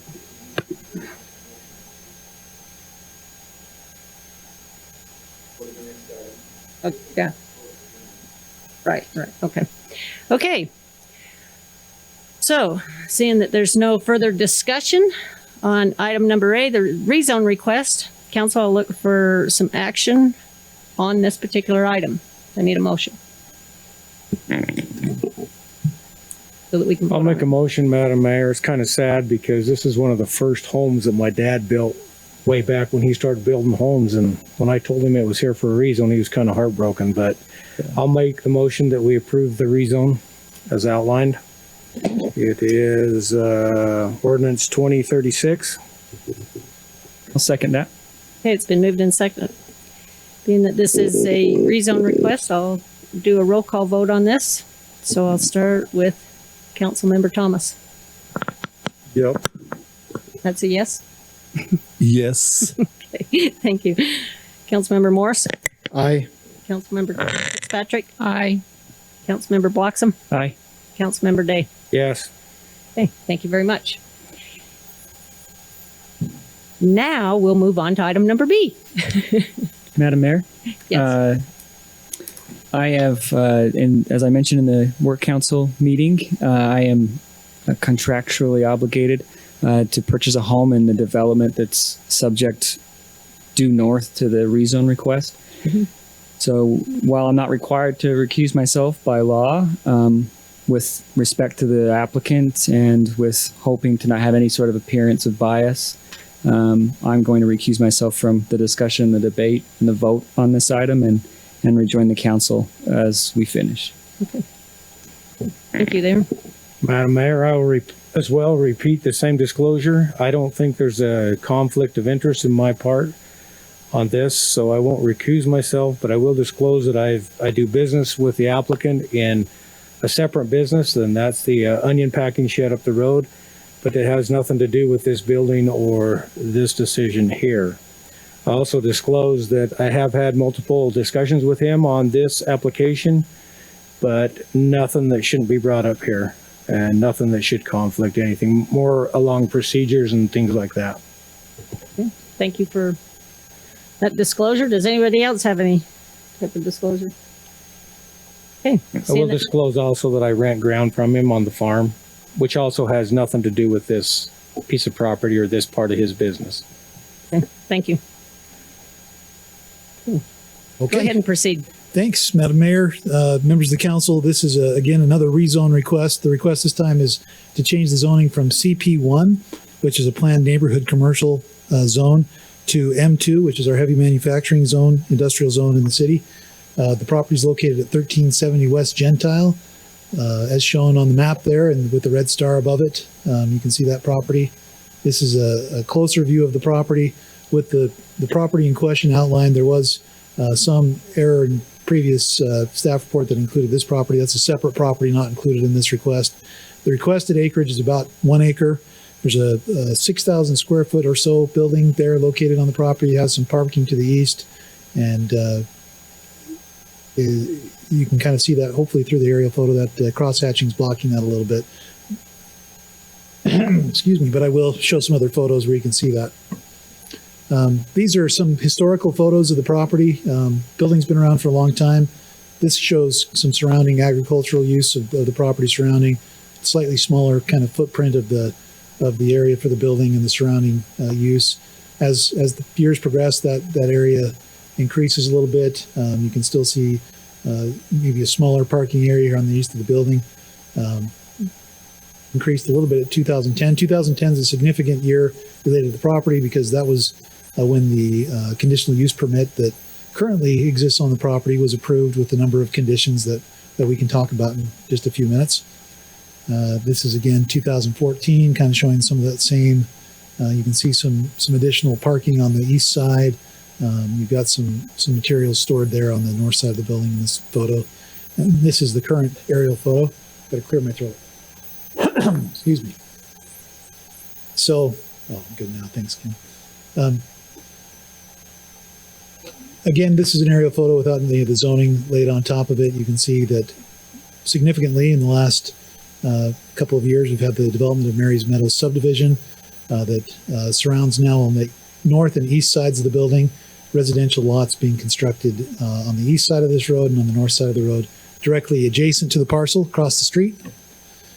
This is the last use that was on the property, and you can kind of see some of the items that were stored there as part of that use. Just a street view of that. This is our Layton City general plan, and you can see on that map, there's a key on the side of the map that shows the different areas that are general plan for different uses. This particular area along Gentile was designated on both sides of the street to transition over time to residential use. That includes the subject parcel tonight, along with parcels along the south side of Gentile that are currently being used for various nursery and commercial uses on the south side of the property. So again, all the properties in that general area are general plan to eventually convert or transition to residential uses. That time frame is not given in the general plan. This is a long range plan. The general plan is that looks out 20 to 30 years and looking at what those uses will eventually be. It does not, the general plan does not change the zoning of the property. The zoning of the property is CP1. The applicant's allowed to use whatever uses are allowed in the CP1 zone or permitted uses. I want to just briefly, before I go to some of the other information here, I'm going to go to some of the zoning here in just a moment, but some of the historic zoning, but just really briefly, I want to go back to some information that we talked about during the work meeting, and that has to do with uses. And I want to mention one thing. Again, CP1 uses are permitted and allowed in this property. There are a number of uses that are allowed in the CP1 zone. You can see anything with a P or a C, or in the case of this table, which is a proposal that we'll look at next for some land use changes. There's also some L's, L1, L2, L3, L4. Those are also uses that are allowed in that zone, subject to some special conditions. But as you go down that list of uses, you can see a number, and the CP1 uses are four columns over from that hard dark line there, kind of in the middle of the page. Uses on the left of that are residential. Uses on the right zones on the left are residential. Zones on the right are your commercial and industrial zones. But looking again at the CP1, you can see a number of uses that can be established there, either permitted or conditional uses. So there's a lot of options for the property currently as it stands. A lot of those are more lighter commercial uses, but you can see things like gasoline, auto parts. As we go down through some of those other uses, light commercial flex manufacturing is a new use that we're proposing be allowed on that property. Would be interior type, light industrial type uses. That's something that's allowed. As we get down to some of these commercial uses, you can see this whole litany of things that could be permitted. Some of these where you see the P cross through are uses that we've consolidated, but would be included in a list of permitted uses. Things like camera shops, and I think that one is book or stationery shop. Those are just being consolidated into a general retail category that would still be an allowed use on the property, just under a different category. You can see again going down the list of uses, a number of different commercial and retail and office options that are available today on the property that could certainly be the property could certainly be used for those without any restriction other than the approval process for some of those. I want to mention there was a bit of discussion at the Planning Commission meeting about kind of the historic use of the property. As I mentioned, there was a conditional use permit that was approved in 2010 for the property. And I'm going to go back to my PowerPoint really briefly and then come back to this table to conclude my comments on the property. But again, as we look back historically, 1965, the property was not within the city. This is the post-annexation designation for the property. It was C2. C2 really had uses that were very similar to what would be allowed under a CP1 zone. They had a little bit of a wholesale distribution, but it was only for allowed retail uses in that zone. So we did find that code. We found that the uses were generally pretty similar to what would be allowed in the CP1. This is again that C2 zone. This is a circa 1978 map for zoning. 1985, we've got the CP1 zone established. So again, that's you're looking at over 30 years of zoning there for that CP1. And this is 1997, same zone district there. So it's been CP1 for quite some time with similar uses to what are permitted today. It's more of a neighborhood commercial zone. I'm going to go back to that briefly to that land use table again. The real issue here is not so much about what's been on the property. There is a history to every property in the city, and there's uses that have come and go on properties over the years. But the issue is that the request is to change the zone to M2, which is our heavy industrial zone in the city. So what we need to consider is what uses are allowed on that zone, before that zone, and what could potentially be on the property. Once you change the zoning for the property, then those uses that are permitted and conditional can be established on that property. So I'm going to go back up, and I think it's really good as we look at these uses to consider the various uses that would be allowed under an M2. So as you look at that, you can see I'm going to start just a little bit above this with the auto-related uses, but some of the uses that are allowed that would not be allowed in the CP1, large auto dealerships, gasoline, petroleum product storage, wrecking or salvage yard for auto parts is a conditional use in that M2 zone.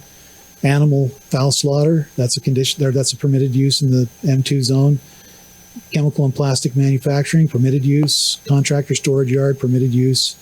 This one's probably not likely, but extraction of soil, sand, minerals, those are the types of uses. So this is certainly a heavy industrial zone that allows for pretty impactful uses. Junkyards are a conditional use in that zone. And remember, conditional use means allowed. That doesn't mean that it means that it's an allowed use in that zone. It can, once that zoning's in place, that's something that the property owner can come in and request, and as long as they meet the conditions of approval, would be approved. Heavy equipment, rental, those uses are all allowed uses. And you can go down that list in our industrial side of the uses. Recycle salvage yard. These are things that would be required to be approved by the Planning Commission, really, once this zone's established. So in our analysis of the zoning and of the general plan, based on the general plan designation for this property, it is general planned to eventually transition to residential. It certainly could remain CP1. We find that the CP1 uses allow a variety of commercial uses that would allow for viable commercial use of the property. As I mentioned, we're also proposing to add uses to the CP1 zone tonight that would give even more options to a person that wanted to look at establishing a use at that property. However, our recommendation is that this property is not an appropriate location for an M2 zone, for a heavy industrial zone, particularly because previous decisions that have been made by this and previous councils have established residential use very close to this property. And that residential use, by the nature of the types of uses that are allowed in the M2 zone, we just don't feel is compatible with an M2 zone change for this property. So that is staff's recommendation. This did receive review by the Planning Commission, and they did unanimously recommend that the City Council deny this request for a zone change to M2. I do want to mention there were several, I'm not sure how many of those adjoining residents are here tonight. There were several folks that are moving into that Mary's Meadows subdivision. I say several, I think there were 2 to 3 that spoke at that planning commission meeting that were concerned about the establishment of a M2 zone in this area. Some of them may be here tonight. I'm not sure. But again, our recommendation would be that this request for a zone change be denied, and I'd be happy to answer any questions if I can. I do want to mention that the applicant has a presentation, and you may wish to have them present that before you open the public hearing. And once I'm done and you've finished with your questions from me, I'll get that presentation up and running. Very good. So council, do you have questions for Chad? I just have one. So it's currently zoned to CP1, and we're going to be looking at changing our land use table potentially tonight as well. And this probably goes for any business that's currently a CP1. Will they be held to the old land use table, or will the new land use table be effective for? Yeah, the new land use table would be the effective one. So they'd be able to apply for any of those new uses that we've added. Yep. If you decide to change the land use table, that's your next item. But yeah, certainly. Chad, we talked a little bit about this in the work meeting. We're adding uses to CP1 tonight. It seems like the issue here once again is outdoor storage. I would actually. Well, I'll let you finish, then I'll respond. So my question is, and I guess we get to watch the presentation, but my question is, why not allow outdoor storage? We're already adding things. Why not allow outdoor storage and have it be conditional? And then it's case by case, and it's not heavy M2 where all the other permitted uses, those wouldn't exist because it would stay CP1. So just a thought. I mean, we have options, I would imagine. That's why we have these meetings to talk about this. I think what I would answer on that is I don't think it is about outdoor storage. Outdoor storage is one of the uses that's allowed in that M2 zone. There's a whole list of uses, though. The uses that started this conversation were not outdoor storage uses. We have outdoor storage is a distinct use in our code. It's not a default. If you have a vacant piece of property, that's not outdoor storage. That's just a vacant or undeveloped piece of land that may have some things stored on it, but it's not outdoor storage. Outdoor storage has a specific definition. In that definition in our code, and I can bring that up really quick, but it includes things like storage of junk, trash. It's a very specific use that requires a specific set of standards to apply to it in order for that use to be allowed. So let me maybe answer that a different way. Outdoor storage that's accessory to a use that's allowed, a nursery is a perfect example. A nursery obviously is going to have trees and things stored outside of the building. A nursery would be allowed as a CP1 in a CP1 zone. In fact, there are some properties that are to the south of this that have that CP1 zone that have a nursery use established. But the idea there is that those trees are not, it's not outdoor storage. The use outdoor storage is its own use. What those are is they're part of that nursery use. And we've determined that, the storage of trees outside and plant materials and bushes and things is different than the impacts that, say, a junkyard or a place where someone was storing pallets, which would be another thing that potentially an outdoor storage use could do. So again, it's outdoor storage is a specific use type. It's not just a default. It's not just, I happen to have something outside, that's outdoor storage. No, you would have to establish that through a conditional use permit process. Right. And so I don't think that is the only question. I think what the use was that started this conversation originally with staff was an RV storage and sales and rental use that wanted to establish on this property, but it's not allowed for the zoning. And that RV use is not outdoor storage. It's its own use. So again, that's where I say I don't think that outdoor storage is the issue. I think it's more these other uses, the use types, the type of storage that goes along with them. Contractor yards would potentially have large equipment, backhoes, track hose, things like that stored on their site that are part of that use, but that we feel are not appropriate based on the development that's occurred around this site. We've had, again, decisions made based on current zoning or even zone change proposals that have now put residential very close to this site or across the street. And again, that's why we feel that all the uses that are allowed in an M2 zone are not appropriate there. So, and I don't know that we would be comfortable as staff in recommending to you that we include outdoor storage as a use in our CP1 zone. It just opens up too many too many places for uses that we don't think are, that CP1 zone is more of a neighborhood commercial zone. So And I appreciate that, Chad. I look at it as well that it, just because just because residential has come around, it doesn't, that the building was there first. And so almost like you're a victim of being in business too long, sort of, you can look at it that way. And so I hopefully we'll have more of this discussion and listen to the presentation and the residents that.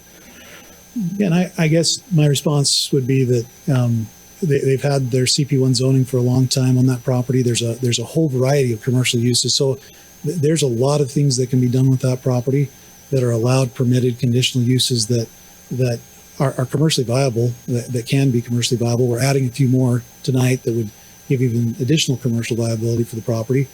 And that to me is, that's not necessarily, that's acknowledging the adjacent uses and making sure that we're compatible with those uses.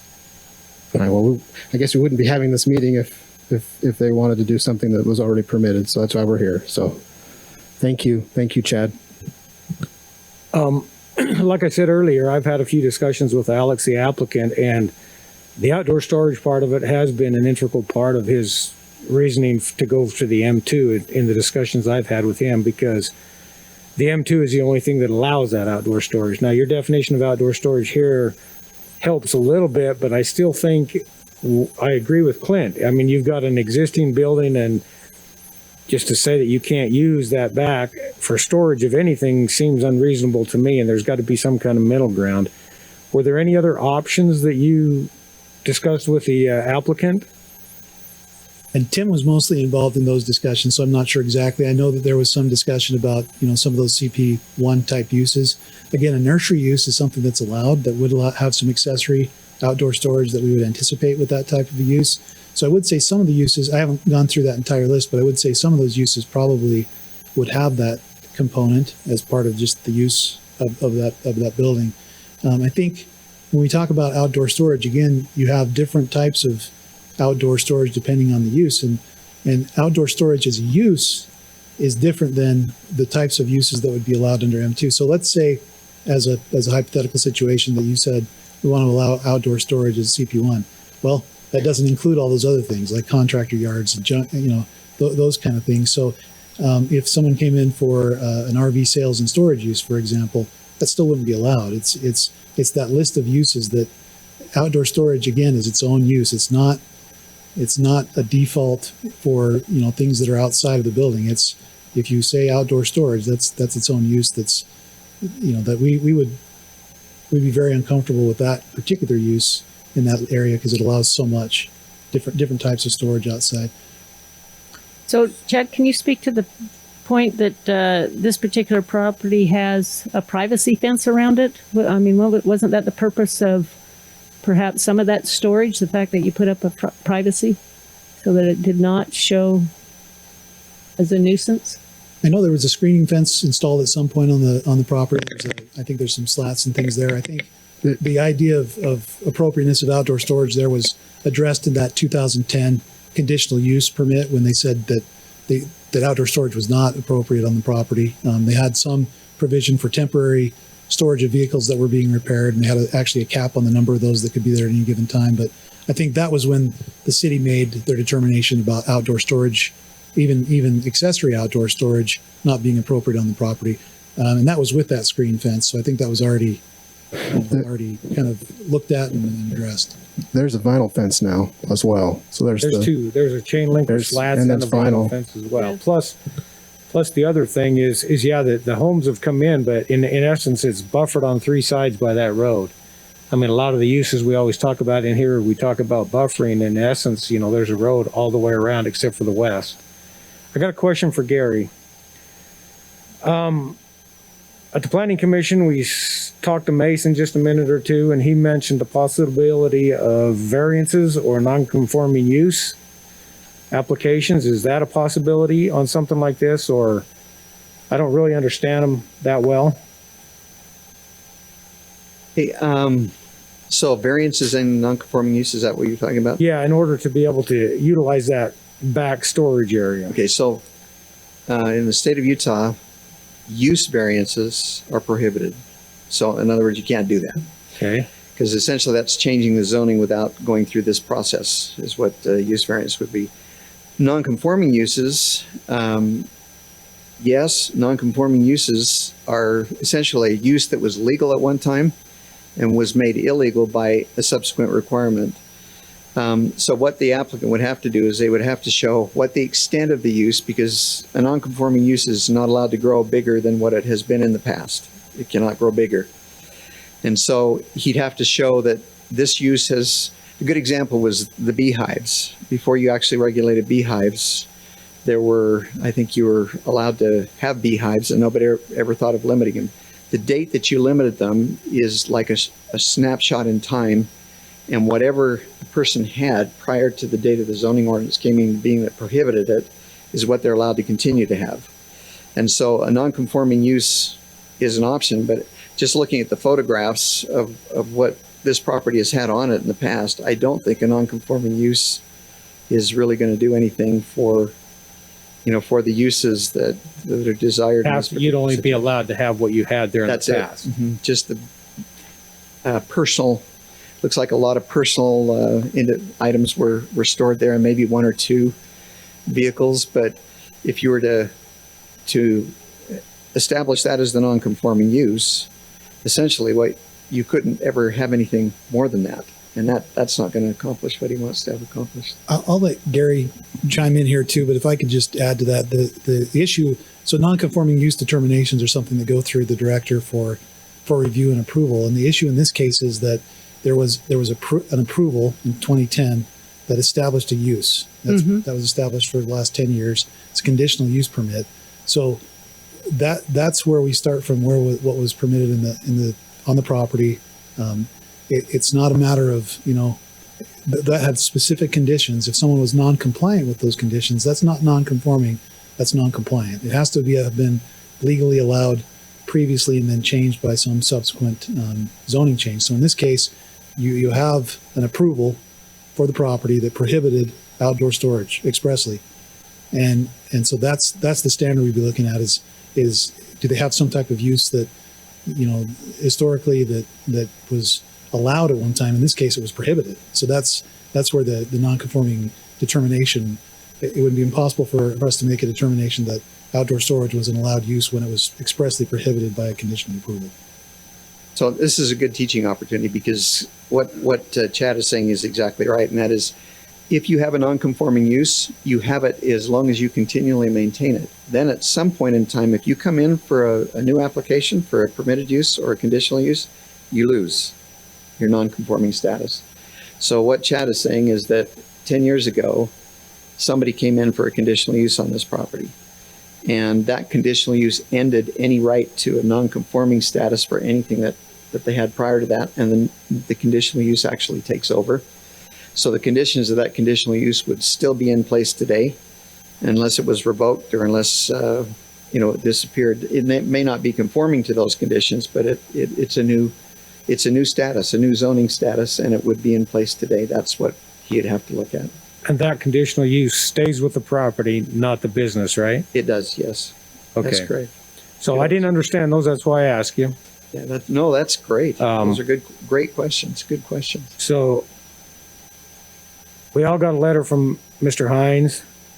And this is kind of where I'm at on it. I think you too, Clint, there is the M zone was requested because he has no other option really to use that outdoor storage. So I guess you could do an M zone with a development agreement to restrict it, according to our training tonight. But I don't know the answer here.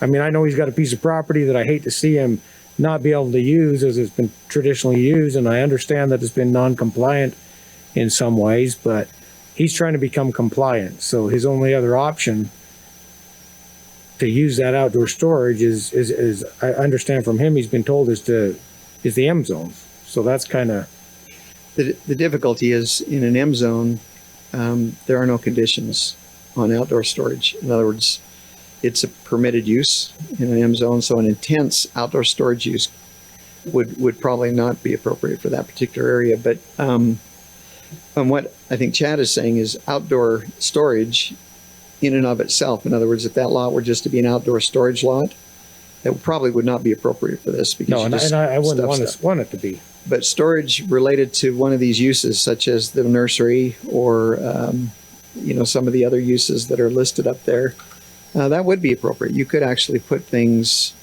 in there if you wanted to sell trees or something of that nature. Those things could be sold. The other thing is it doesn't prohibit the addition of an additional building back there for, you remember I remember just south of Antelope Drive, that long building that is right across the street from, there's a long building. You come down Fort Lane and there's a building that is right across the street from a residential area that you approved some time ago. Do you remember that one? And what you ended up in doing is that, I don't know what the zoning on that was, but I think it was commercial. And what ended up in happening there was you were able to provide for berming, you were able to provide for traffic control, you were able to provide for all of those things because it came in as a new use. All of those uses, those types of uses would be permitted on this property. It's just that the use that he's wanting to put on there right now, Chad is indicating is not allowed, and he's right. It's not allowed under it. So what I'm understanding though is if, for instance, the RV repair place if it was allowed in the CP, he could store the RVs he's working on or he's done with back there. So is that As part of the is that a building. conditional use? I don't know that that was in the CP zone. I'm just using that as an example. That's the issue, is that particular use is not allowed in the CP1 zone. Yeah.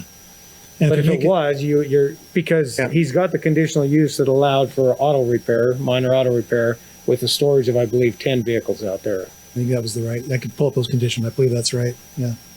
So you're right. You're correct on that. Whatever is in the CP1 right now, he'd be able to do. And if there was storage related to that, it would not be a separate use like in the manufacturing zone, but it would be related to the use that is in place there. Like I seem to remember, I think there were some Arctic. Yeah, that's what I was driving at, is that we had the Arctic Cat dealership in there repairs. and repairs, but yet he had, I guess, inventory that was stored in the back for his sales. And you're saying that's what made him non-compliant though, right? Because he wasn't supposed there to was some store it. non-compliance Yeah, there, you need to comply, but whatever, like if he was repairing, if that was allowed, for example, repairs were allowed, then you could, the items that you were repairing, you could store in the parking lot But not new. but not new. Yeah, new sales, I think that's not in the CP1, is it? For For new car sales? not those car sales or truck and trailer sales, RV. I think it says travel trailers, what we call it in code, but it's an RV. So those are not allowed in the CP1. A little more intense. But what you stated earlier, though, if he was to do an enclosure back there, then he could store it because it would be an enclosed storage versus an outdoor storage. Yeah. I Well, think- only if the use is allowed. So that RV sales is not allowed. It's not an allowed use in the zone. So, but for an allowed use, yeah, you could have indoor. Yeah, for whatever you're allowed to use in a CP zone. If you built another building and put those inside, put everything inside, that'd be great. There's a lot of uses that would be available if you were to construct a new building or even use the building that's there for that purpose. But any other questions? Gary, you still wouldn't be able to build a building as a storage unit. Right. Because storage units are not allowed in that zone. They're not allowed in the CP1 that I'm aware. Nope. Just looking through the list.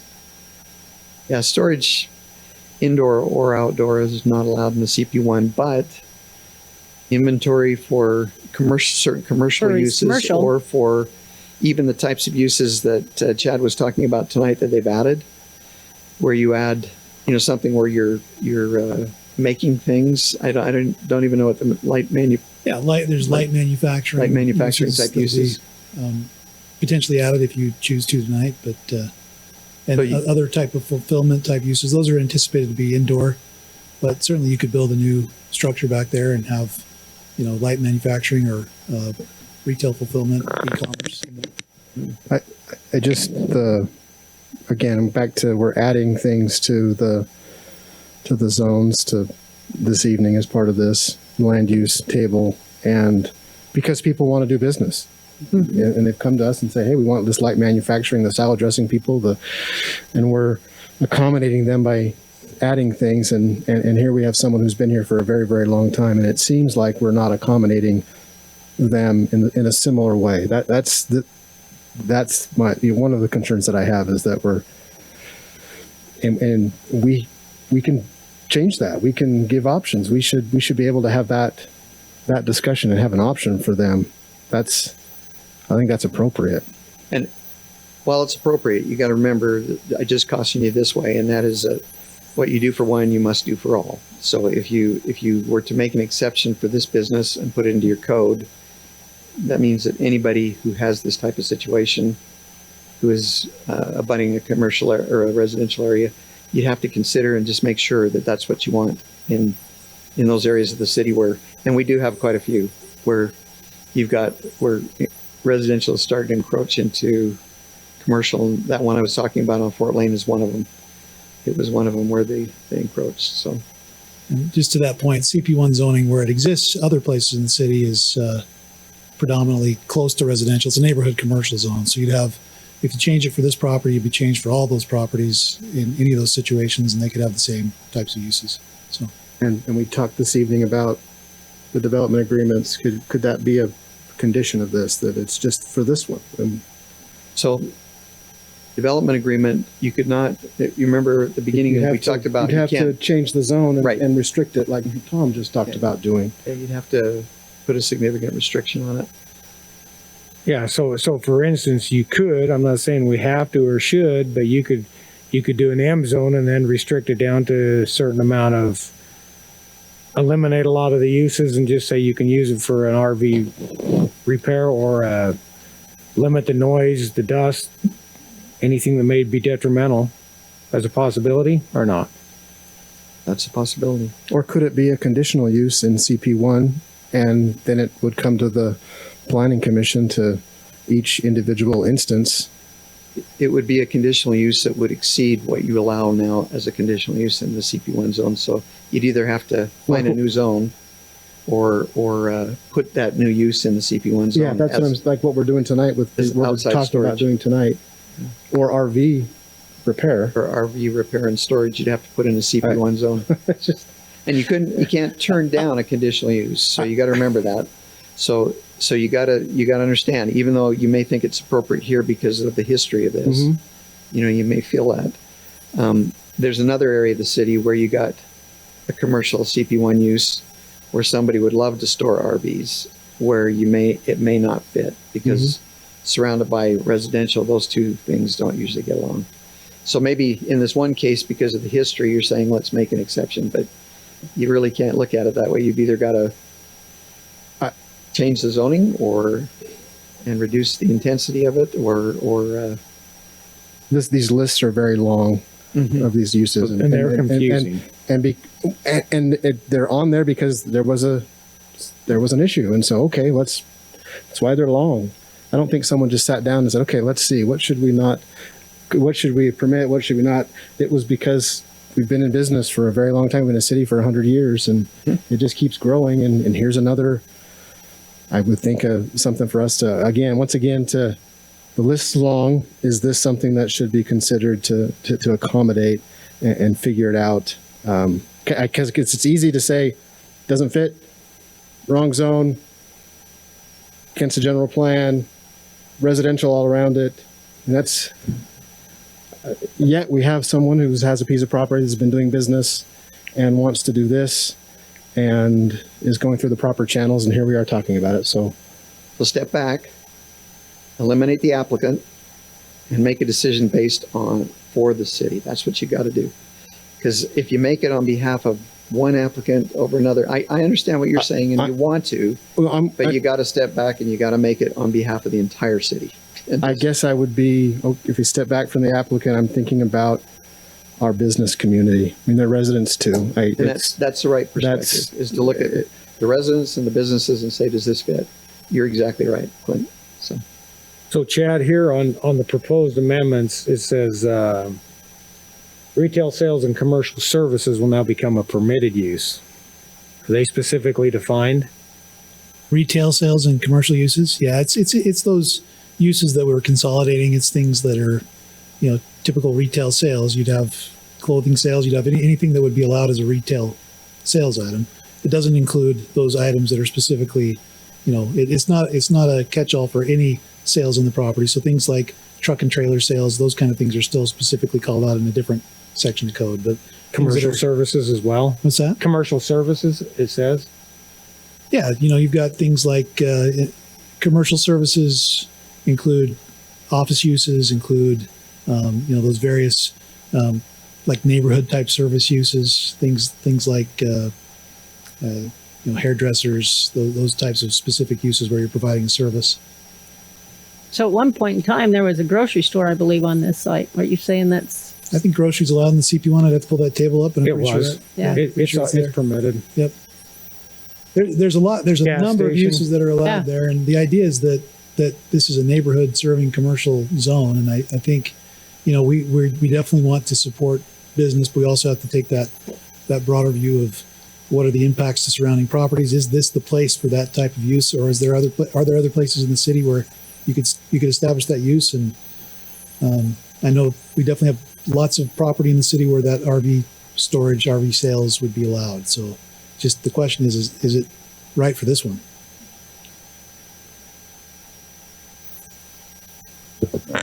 Chad, I'm going to ask you to go to the map, and will you go up Which map? This one? the geo map that we have for the city that shows the overlays of everything? Oh, I'll have to pull that up 1 second. Sorry, because I'm going to ask for comparison on something.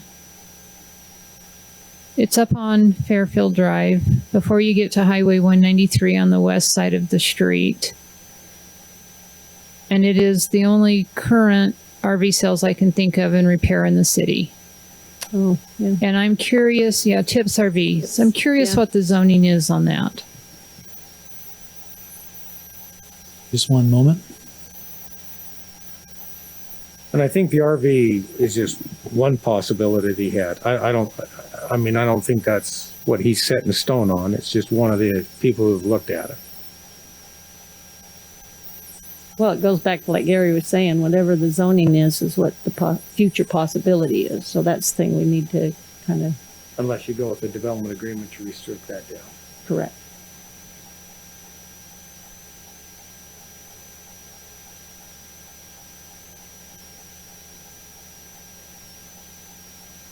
All right, you'll have to walk me where you're at there. I'm not Okay, sure so where it's that one's on, at. Fairfield. it's on Fairfield north of Antelope, but south of 193 on the west side of the street. It's adjacent to, I think, what used to be Roche Disposal.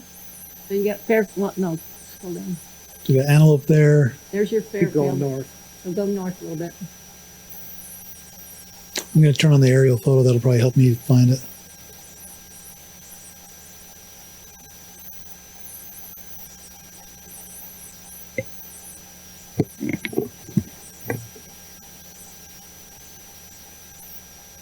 You're on Fort Lane there. It's on Portland, thank you. Get my bearings here.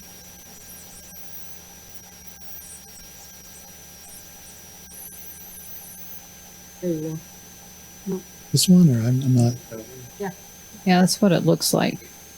Those are all industrial. I can tell just from the color, but we can click on it and see what the specifics say. That's M1. Okay, so it's in the appropriate zone. Oops. So, okay, just wanted to make sure. Yeah, those are all industrial zones. Since you've got that up, pull up Stotts Welding. Go down to Gentile. I'm sorry, what was that? Since you've got this up, let's go ahead and verify Stotts Welding as well. But, well, gosh, I'm dating myself. That's what used to be in the It's, facility. So That's it's, from the convenience store on Sugar Street, but on Yeah. the south side of Gentile. Well, you're looking for that. You have two CP1s in J&J and Mountain Stage Plants, and it says here that nursery is a conditional use. Do they both have conditional use permits? I don't know the history on those. Maybe Gary does, or someone that's been here for a while. I don't know if they've got a conditional use permit. A lot of their use is in the county. I'm not sure if they have an active conditional use permit for those portions in the city or not. Do you know, Gary? So Sugar Street, that's that little red triangle. The red triangle. This, Yeah, yeah, it's, right it's there. one of our commercial zones. I'd have to see what that one is. That one is CP3. Three. Mhm.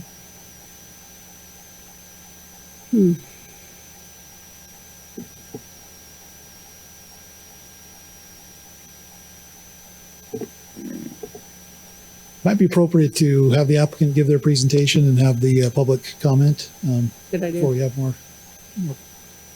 conversation. Tough one.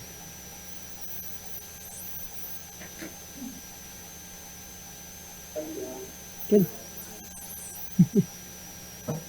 I'm going to say a couple words and then we'll do our presentation, and then I'd probably like to say a couple other things.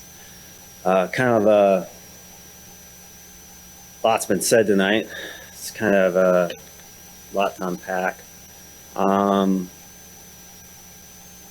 It's mentioned that the businesses that are part of the uses can keep their inventory outside. And we've had many, many businesses inquire. Every one of them has been told, no, nothing outside can be kept. The other thing is,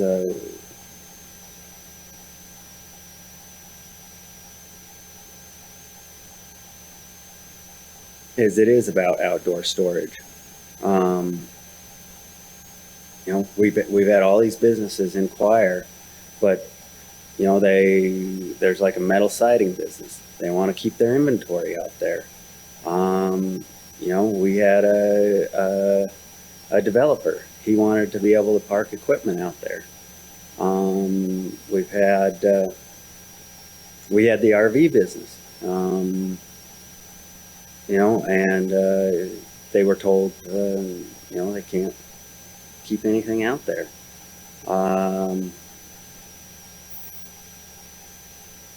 But yeah, it is about the storage. As far as it being equal, yeah, J&J's a nursery, but it's not just plants. I mean, it's everything out there.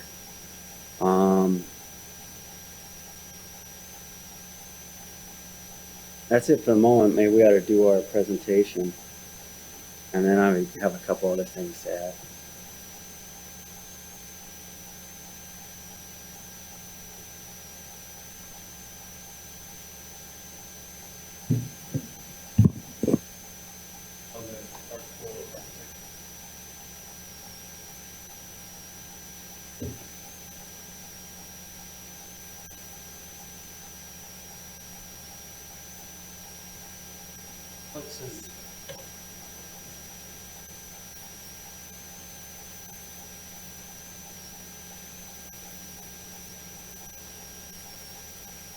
As it's been pretty good, Alex is staying in good.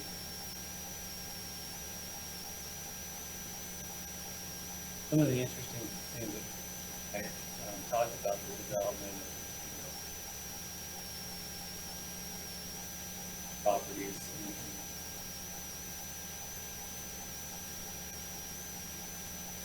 property.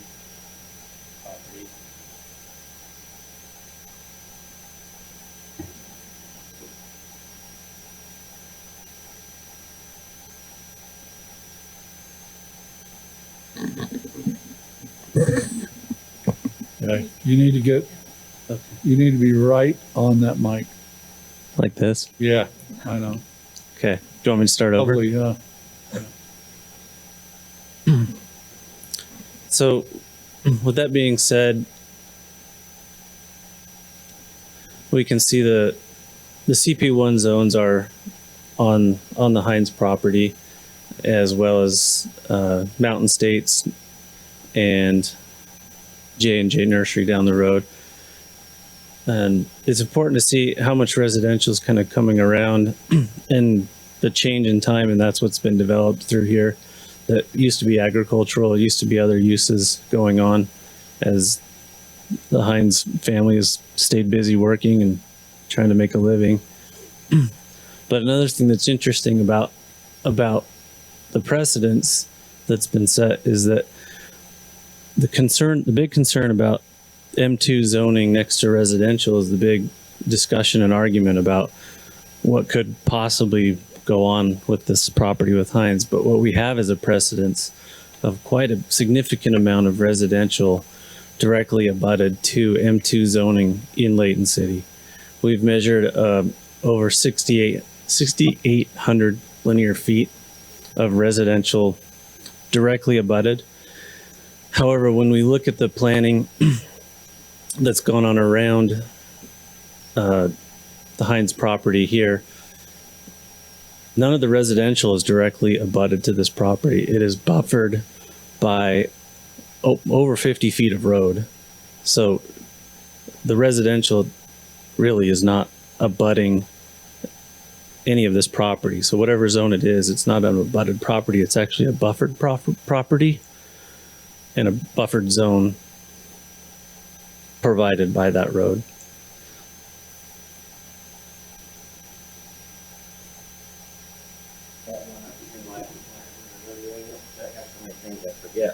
But the other thing is there's no outdoor storage and there's no warehousing allowed in CP1.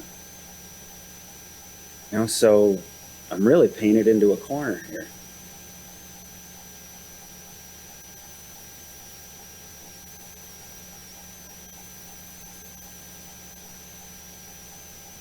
So this just shows the property across the street, which is Mountain States, and it's showing their outdoor storage and how it's organized or not organized, and what's going on adjacent to residential zones. Although it's not M2 zone, as we saw before in this previous slide.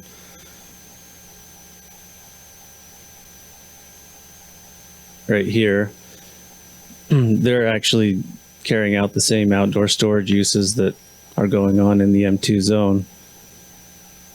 We can see the same example at the J&J nursery property down the road. Their outdoor storage is carried on similarly in the same way. In addition, we can see that outdoor storage has always been a part of this property.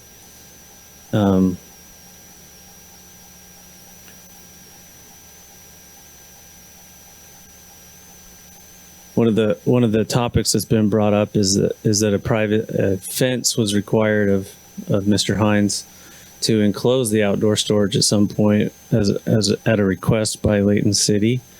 Mr. Hines complied with that and was cooperative, put in a fence, and then later on was requested to put in privacy slats for that fence. So evidence that outdoor storage was there and was known exists even further because the city requested that the outdoor storage be enclosed. Here's some historical record of some outdoor storage. This trailer's been on the property for over 30 years and it really hasn't moved.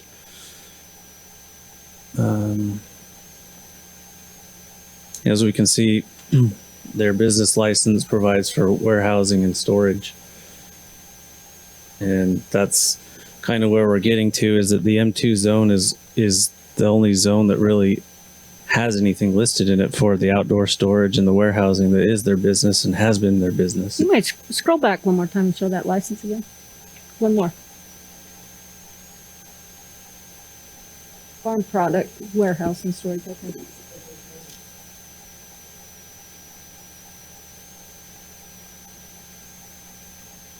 So here, if we look at the table of permitted uses, when we look here, it's really difficult for everybody to see this from here, but it's an M1 and an M2 listed here. These two zones are the only two zones that have any allowed storage uses. If you look through storage, none of them are permitted all through here. They're only listed in M1 and M2. So Mr. Hines can't carry on the business that he has had for many decades the way that the current CP1 zone is organized. But I think there's some interesting ideas of possibly going with an M2 zone with a development agreement for restrictions that would put everybody at ease. And I don't think Mr. Hines has any objectives of having an animal slaughtering facility or any of the things that everybody's been scared about that is going to go on. Alex Hines wants outdoor storage to be able to carry on as it's been going on.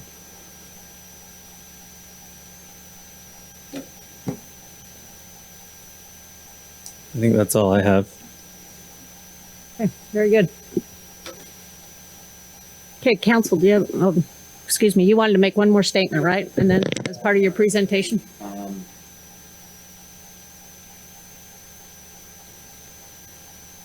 You know, just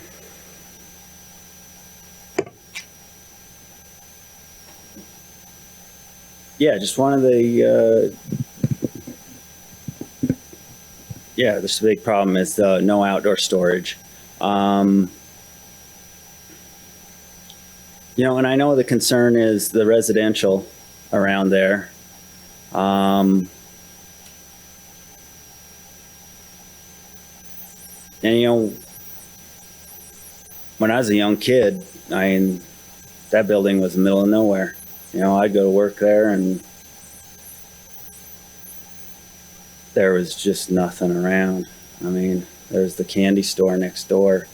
And other than that, the candy store and grabbing a burger uptown was a long, long ways away. You know, it was just farm field after farm field for as far as you could see and as far as you could drive. You know, and then evolution came along and, you know, the developers came in and, they laid asphalt down over all the, beautiful farm fields, and, you know, people, they wanted to move to the country. And, they built their houses and, filled their driveways full of cars and parked their, just like what is happening, and they parked their RVs down the side of the house. What I found kind of interesting over the years growing up is, everybody wants to move to the country. And then, at least once or twice a year, we have somebody that walks into the office and, tells us how ugly our agricultural business is. And just kind of interesting. Okay, thank you, Mr. Hines. Okay, council, have you got any more questions before I turn it over to the public? For now. Okay, I'd like to remind everyone this is a public hearing, so now is the time if you wish to speak on this one particular item. If you choose to, please step to either side of the mic and state your name and address. Excuse me. Madam Mayor, council folks. My name is Randy and Karen Johnson. We will be living at 151 Weldon Way, which is lot 214 in the Mary Meadows development. When we looked at these lots about 14 months ago and talked to developer Brian Robbins, we're very familiar with Arctic Cat. They actually, on top of that trailer that you had mentioned, you used to store a lot of stuff that was very visible above all that area. So six foot fences really didn't restrict the visibility. My industry, there's a whole big difference between light commercial and heavy manufacturing. Okay, I worked for Boeing. As a matter of fact, Boeing's right up the other side. Lot different environment, lot different noise. The 50-foot road you were talking about, that's a great buffer for certain things. Doesn't do a darn thing for noise, doesn't do a darn thing for pollution, doesn't do a darn thing for visibility. So we do like entrepreneurs. We understand you've had that business for quite a while. There are other applications that business could do could go into there that does not require making this into heavy industrial. Whether or not the intention is to go ahead and immediately use that under some of those guidelines of what heavy industrial will allow compared to commercial, time changes, as you have experienced over the course of your business, having that for a bunch of years. We do like the country, have no problem with agriculture equipment. At the same time, we are building a home that we would like to have void of all the extra noise that was not present when we originally signed on to that lot. And I believe that'll be the case for most of the residents in there. There are locations for heavy industrial. There are locations for light commercial. This is a location for light commercial, market, or what was there. Candidly, we talked to our developer. We're concerned about Arcticat just because of seeing what you were referring to as non-compliance. Items stored up above, totally visible. And our developer assured us that that was always going to be maintained as commercial. Obviously, he cannot do that because that decision is upon the city and upon the folks like yourselves. But a lot of people made decisions based on the understanding that that business would be maintained as light commercial as it has been for decades. And when we saw the sign for the public notice, public hearing that we're attending today, that was a big surprise. Because I can speak for ourselves, we wouldn't have bought the lot. I wouldn't be putting $1 million house on there right now if I didn't know that was the case. That is a pure fact. There's a lot of other places we could have traveled to. Henry Walker just bought the rest of the development. I've spoken to people coming in. Half of them, when they ask, they'll walk up to us in our house, what's going on? And we explain, we don't know because we haven't attended this hearing yet. She said, I've got a gentleman that I've got his phone number. I'm supposed to call him at the end of this meeting to let him know. That'll be his decision process of whether he purchases a lot in there and builds. Again, not an issue at all with understanding that is a business that's existed. We all understand that as we walked in there and purchased our lots, built our homes under the auspices of it being light commercial. Thank you. Okay, thank you very much. Thank you very much. Okay, anyone else?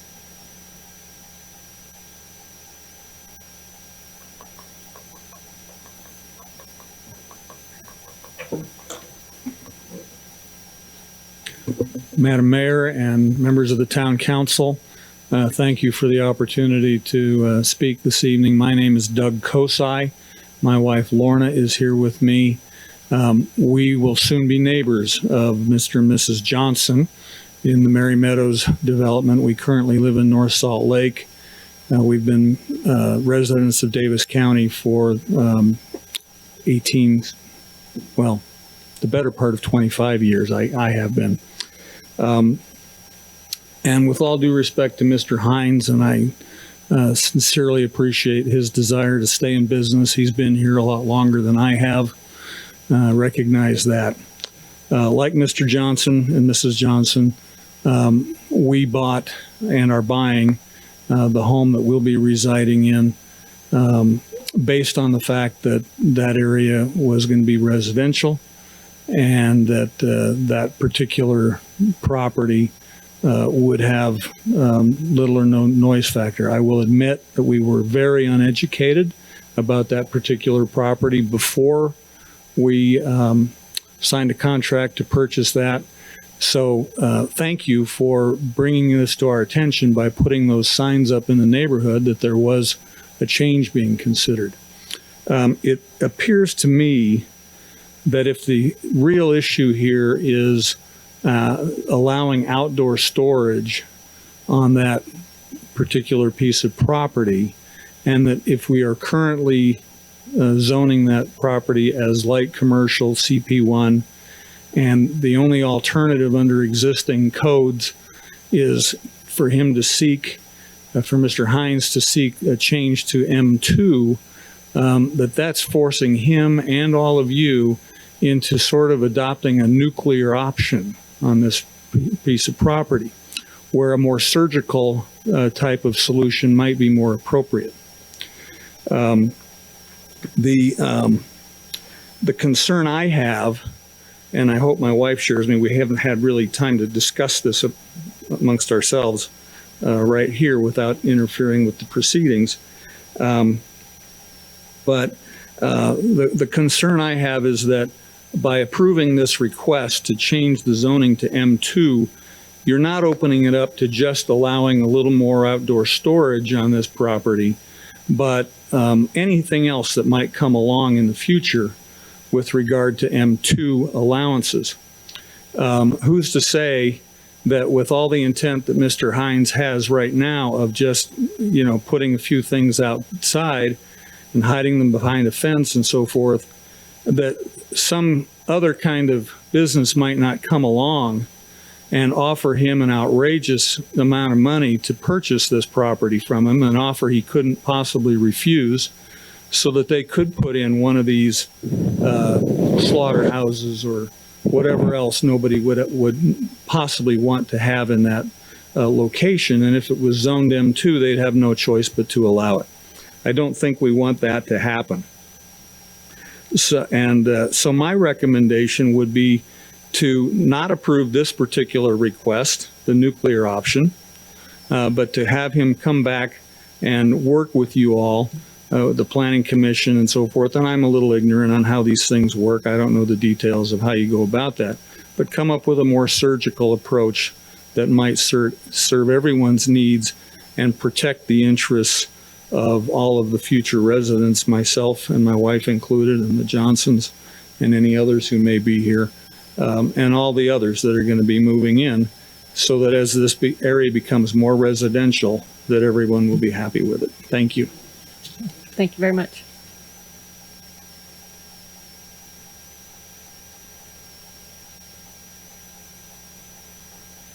Can you do me a favor? Do you mind going over here? Because we just wiped that side down.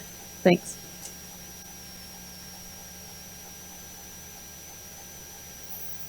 Thank you.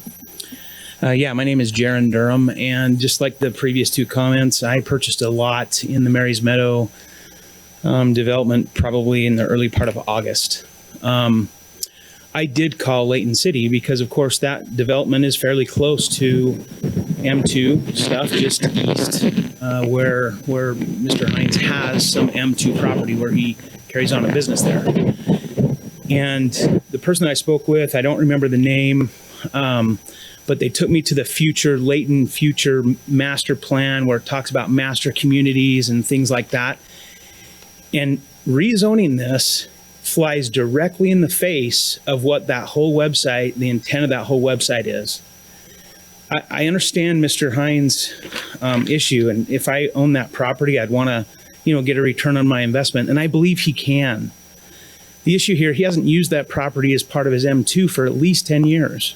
So to say that he's been painted into a corner doesn't make a lot of sense. I think there's plenty of ways that he can make a good return on his investment within the zoning that is part of that master plan. And if you look at that definition, planned neighborhood commercial, it enhances the residential experience. The small convenience stores or whatever, the intent there is to enhance residential. M2 heavy manufacturing, that would be a huge deterrent. I will not build my house. We're totally on hold until we know what's going on here, because I don't want our lot 207, and it's a stone's throw away from that property. And so, I'm a little bit like, I did call Layton City. I was taken to this nice website that, you know, is really a work. You guys have put a lot of effort into that. And just like what I think Chad, or I can't remember your name, I apologize, but he said, all of the stuff that you've done has been a certain direction. And I don't think there's been any injustice done to the property owner here. It's pretty obvious that it's been zoned that way from 30 years ago, 40 years ago, whatever. And so I think the reasonable solution is to keep the zoning. I mean, even when you guys are talking about using, you know, broadening the uses for CP1, I'll be honest, that kind of scares me as a homeowner. It's like, wait a minute, what does that mean? Because my idea of neighborhood commercial is to enhance the residential experience. And hopefully we're not going backwards. And if we set a precedent, I was in the planning meeting, and there was that thought where it's only 700 yards, or, you know, it's really close to the M2 property, so why can't we just annex it? Man, there's lines for a purpose. You try to, you know, you define your properties, and then you go forward. So I would plead with this council not to approve. It goes in the face of what you guys have tried to do. It goes in the face of how these developers have marketed this residential community, and I don't think that would be fair. And I think the owner can get a return on their investment within the CP1 designation. Thank you. Thank you. Anyone else?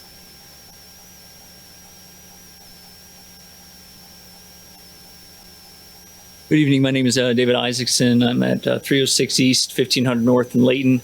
I've been a resident of Layton Davis County since 2014, and I am also someone who's just purchased a lot in the Mary Meadows. I'm not going to waste anybody's time and say the same thing everybody else has already said. I kind of agree with everything they said, and I totally recognize that they were there before us, and you know they've been there a long time, and I don't want to disrespect the work that's been put into their organization, their business to make money. However, things do change. Obviously, the zoning commission has designated that as a residential plan.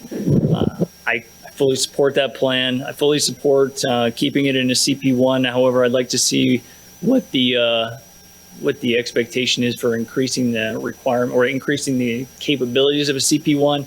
I too was surprised to hear that, so I'd like to see more what that means and what could potentially occur there.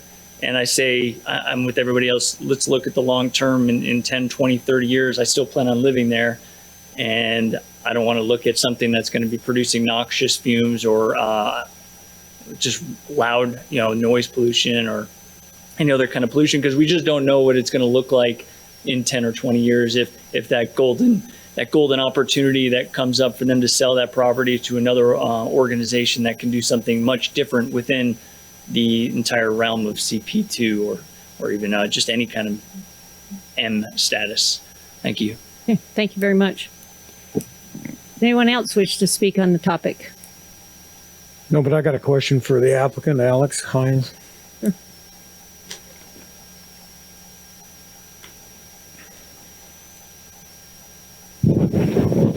A question for you, Alex, is in my discussions with you, like I disclosed to these guys, I got the impression that your intent is not heavy manufacturing. You just felt like you were painted into a corner to go for a manufacturing zone in order to utilize that outdoor storage.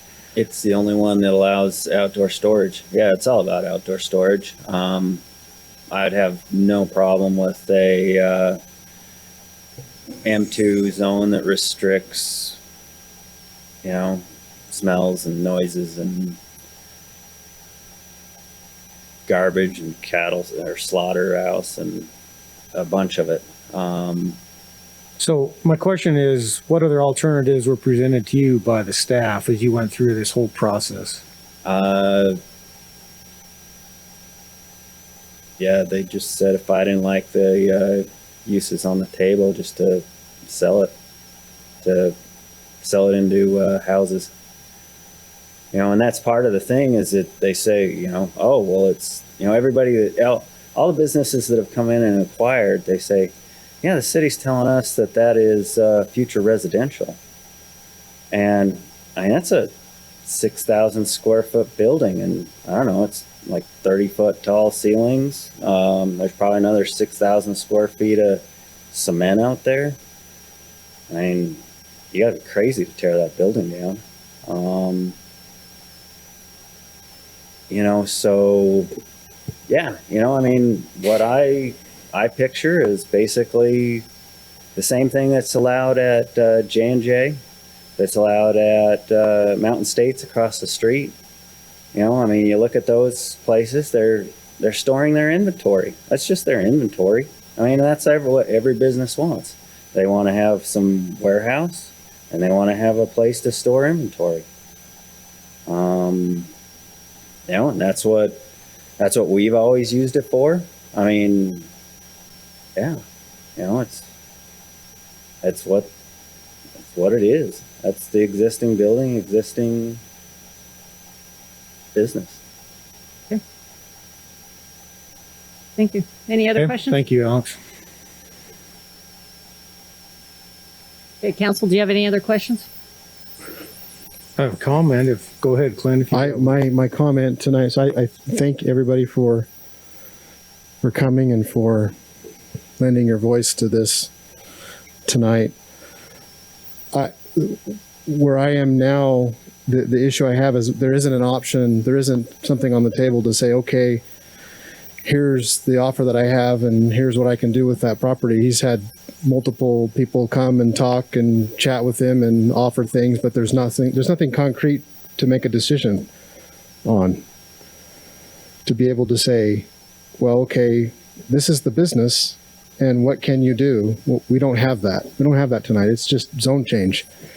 And to me, that's looking at the zone M2 going heavy without there's not a business. There's not a tenant to compromise or to talk about or to. It's just we've had these people inquire. So without I'm saying without here's what we want to do, here's the plan. You mentioned siding, you mentioned RV, you mentioned one other. That's where I am. If there's something more concrete. I mean, yeah, basically, I'm the tenant, and you know, I've mentioned a lot of other potential tenants, and you know, that's what I want. That's what everybody wants. Is they want some outdoor storage. You know, there's been nobody that wants a slaughterhouse. There's been nobody that's wanted a junkyard. I mean, I get that if there isn't a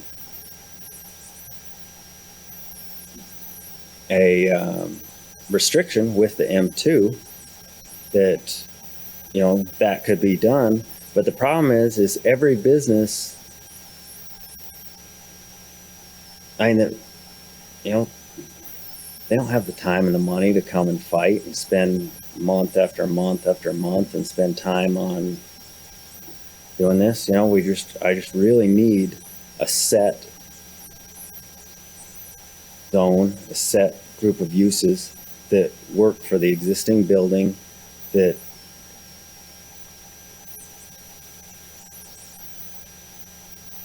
for what I've described for myself as a tenant and possible future tenants. Okay. So my comment kind of goes along with yours, Alex, or I mean, not Alex, Clint. I'm certainly not in favor of an M2, a wide open M2, but I also understand some of the uses, like on the table, he can't even warehouse, and it is a warehouse. So my suggestion would be to table this tonight, have Alex and the staff get together and somehow come to a development agreement that restricts the things that he doesn't want, maybe compromise with a few things that he does want, and come up with some kind of agreement there. So like you say, Clint, we have something to judge by, not just a wide open, he can do anything. As a gentleman suggested here, more of a surgical approach where, you know, some of the things that he wants probably they're not opposed to.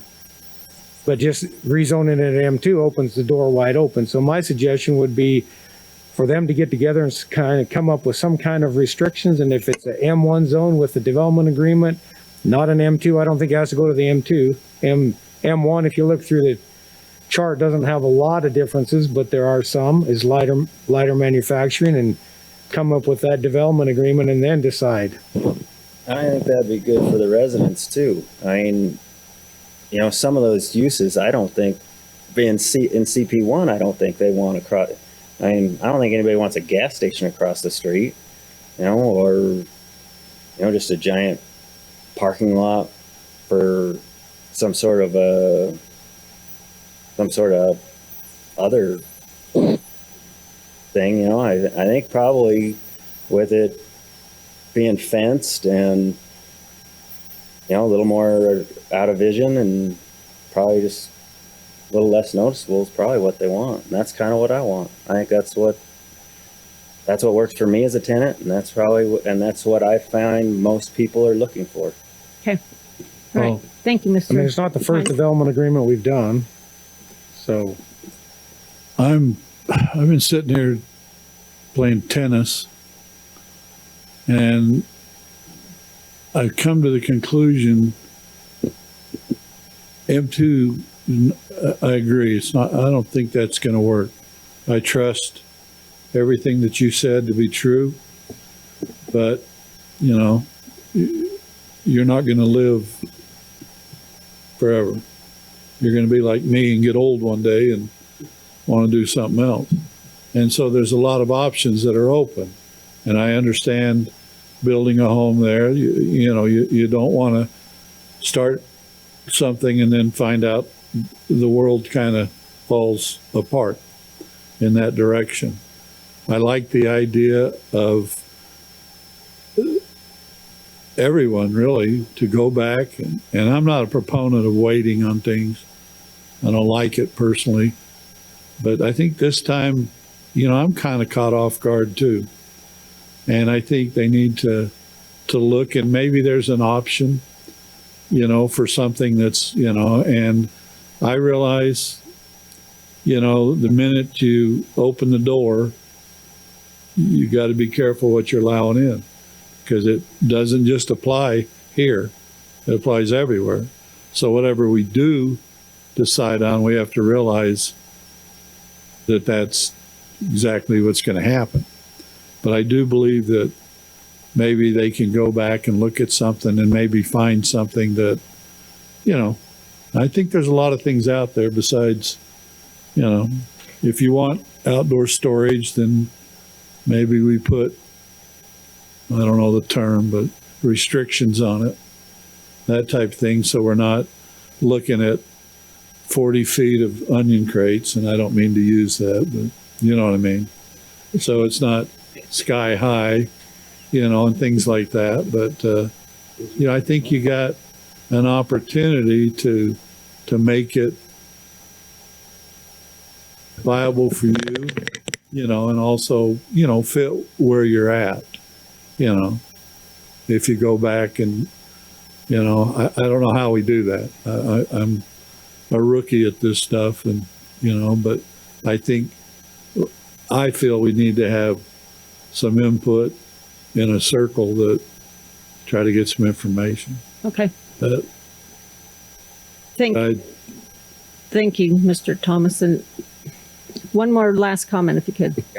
But I think it should be understood by the residents and everybody here that that development agreement stays with the property. If another business comes in after, they're still held to the same conditions. Well, I really hope that, you guys are suggesting we put something together and not just wiping it away. I mean, that's what I've been trying to put together with the planners, and they weren't open to it. You know, I mean, I'm just asking for the same thing that J&J has and that Mountain States Nursery has. I mean, you look at what they're doing with their CP1, and that's all I want to do is be able to use the outside ground. Right. You know? And it's my belief, if you find a business that you can use, I don't know what the term outdoor storage means, but right? If I have a business that fits in CP1, I can store things there. that are used for whatever I'm doing. No, they've been told no. Everybody's been told no. Well, I outdoor think, storage. I think sometimes it's how it's presented. You know, if you come in, you know, I mean, I understand, believe me, you know, I hear this, fairly I've been regular. battling it, And then when you find I get out, shut down on a regular Yeah. basis, and that's why I'm we, here. that's why you're here. Yeah. Okay. And there's certain things we can do, certain things we can't do, certain things we don't want to do. And that's why we sit here and sometimes make decisions after those decisions can't be made elsewhere. So I'm with you, Tom. Well, I think personally, I think an M1 zone with a development agreement is more reasonable because, for instance, it's a warehouse and warehousing isn't even allowed in the CP1. Whereas you could restrict that warehousing so it's not detrimental to the neighborhood or anybody. So I think in my opinion, that's the way to go. But that would be up to them and the staff to get together and get that agreement drawn up so we could look at it and say yay or nay. And the citizens could come and say yay or nay. Okay, I'm going to jump in here because I think there's been enough discussion that's gone back and forth. And quite honestly, I get the impression that you guys are not willing to make an exact decision on this topic tonight, which is fine. However, we do have several citizens out here that are going to be making a large purchase. Sure. And we need to be cognizant of that. I think I'm willing to take a motion here as far as your action with a date certain so it doesn't leave this thing dragging on. And with whatever requirements you want to ask of the staff, I'd entertain that as Can I ask for some clarification from our attorney? Sure. So, Gary, can we do that? Or are we just wasting our time sending it back? We're just tabling it temporarily. Well, we're going to table it, but if we're going to table and you're going to ask for an M1 with a development agreement, is that something that the Planning Commission can even consider? And if the answer is no, then a decision needs to be made tonight. If it is something that they can, based on our recommendation, to take a look at and make a decision, then I'm all for sending it back. But I'm not willing to waste a couple of weeks if we send it back and that's not a legal thing to do. What'd you say? The So, answer Gary, to would that they was have- yes. Would there have to be another application for the M1 or could that just be a revision to this one? Okay.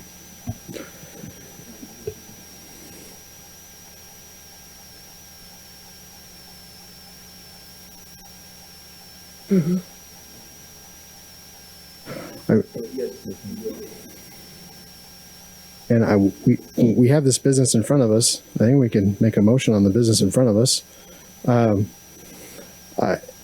Either way, if Mr. Hines might get a call tomorrow when someone wants to do the CP1 and we don't, this is the business before us tonight. I think we ought to do that. And then let's see what happens. I really want to see, once again, I'm kind of like with what's that going to be? And there might be a CP1 business that's permitted and that unfortunately the residents might not like either. And that's a different meeting and it's a different process. But I think the business tonight, I think we've had a great conversation. I think we can vote on that and then see what happens. That's would be my.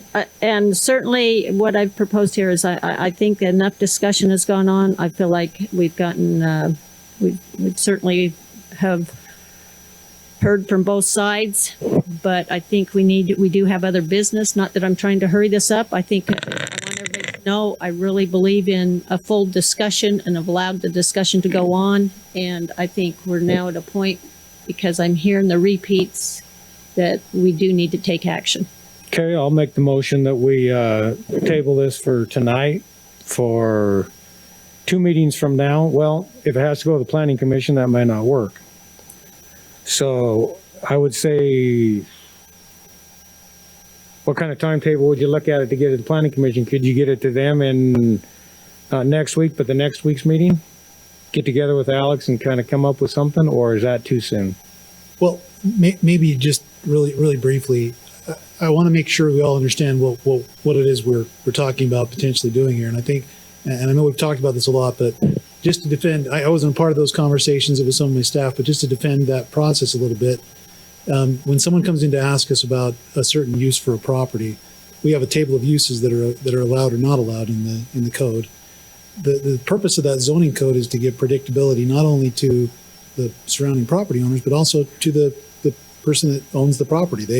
They have predictability of the types of uses that are allowed for their property. They know they can send someone, if a potential tenant comes in, they can say, hey, here's the list of uses. If you're one of those, you can come into my property. If you're not, you're not. And I want to make sure that it's understood that when the inquiries were made about the property, it wasn't, the question wasn't, can we do outdoor storage? It was, can we do an RV sales? That use is allowed or not allowed. Can we do a contractor's yard? So as we look at potentially negotiating a development agreement for this site, it's about those uses. It's about what do we feel comfortable with on that property? What don't we feel comfortable? And my only concern about that is that, we could certainly, if something was proposed for us to look at, we could certainly review that and say, yeah, we could maybe work with that or not. But my concern is, what if, as we look at these uses as staff, what if we say, gosh, we just still don't feel comfortable with that use, that it's not so much again, outdoor storage could be allowed on a nursery use today on that CP1 property. It's not, but it's that use. It's that, contractor storage yard. Does all the outdoor storage that would be allowed in the contractor storage yard make sense? Maybe not. Maybe not that close to residential. Having, backhoes and track hose and things that close and across the street, sticking up above a fence. That's my concern, is that we're really talking about this list of uses. That's what it comes down to, is we have to be able to say this is predictable for both the property owner and the neighbors. And so I think that you've got a proposal in front of you for a zone change. You can take action on that zone change. You want to come back with something that's substantially different that the neighbors could come in and comment on. But what the proposal is for a zone change to M2. If we're gonna walk that back to some other zone, that we haven't noticed for that. We haven't sent out the required public notices for that. So that would take time, and I think is more than just continuing it to the next meeting. I think we'd have to have a conversation with the Planning Commission about a development agreement. That's not what's been proposed, though. What's been proposed is the change to the zoning for M2. So that's just what I wanted to say about that. I think we're open to those discussions, but as staff, we have to look at what is allowed in that zone and make our decisions and give our recommendations based on that.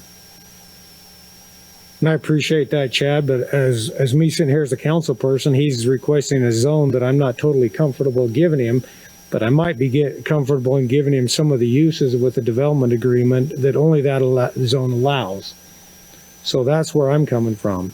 I don't think I'm in a position to just say, no way on the M, because I can see there's some uses like the warehousing. I can see it's not even allowed in the CP1 where it is in the M1. It would have no detrimental effects, relatively little. So I'm just saying, I'm not ready to just say no tonight. So I'm trying to give a little wiggle room for you and them to come up with something. How legally you do that, that's another story. Yeah, and I'll, thank you. And I think if you wanted to go back and look at something different, I think what I would say is don't do it to a date, time certain. We would just need to renotice. We'd need to come up with whatever that is and send those notices back out so that the neighbors have a chance to come in and comment on that, because I think it's going to take some time. I don't think it's something we can necessarily work out by the next city council meeting. And that's fine with me. To me, it doesn't have to be date certain. I mean, in the past, we've always had it date certain, so we don't do like Dave says and just drag on. So. Yeah, but you're talking people's lives here and the fact that it's a home. Yeah, but you're talking all kinds of people's lives on both sides. Correct. So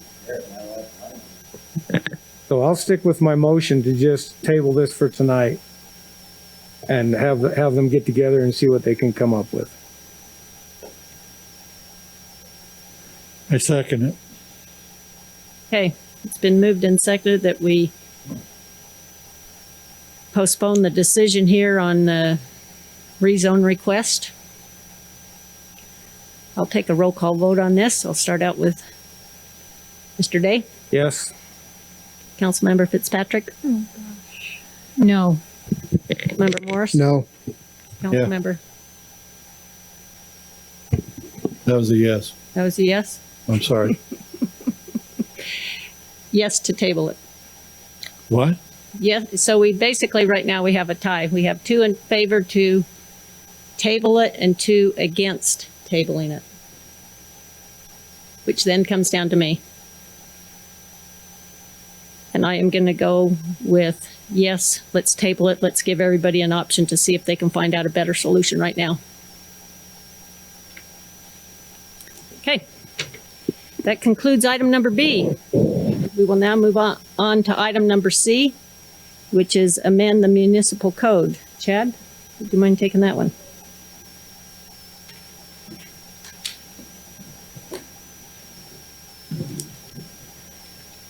Oh, excuse me, we need to invite Councilmember Bloxham back in. Sorry. I know, it just dawned on me, hey, he's not here. He's probably asleep by now. He would have got sleep that one. All right, just give me just a moment to bring up a couple things here.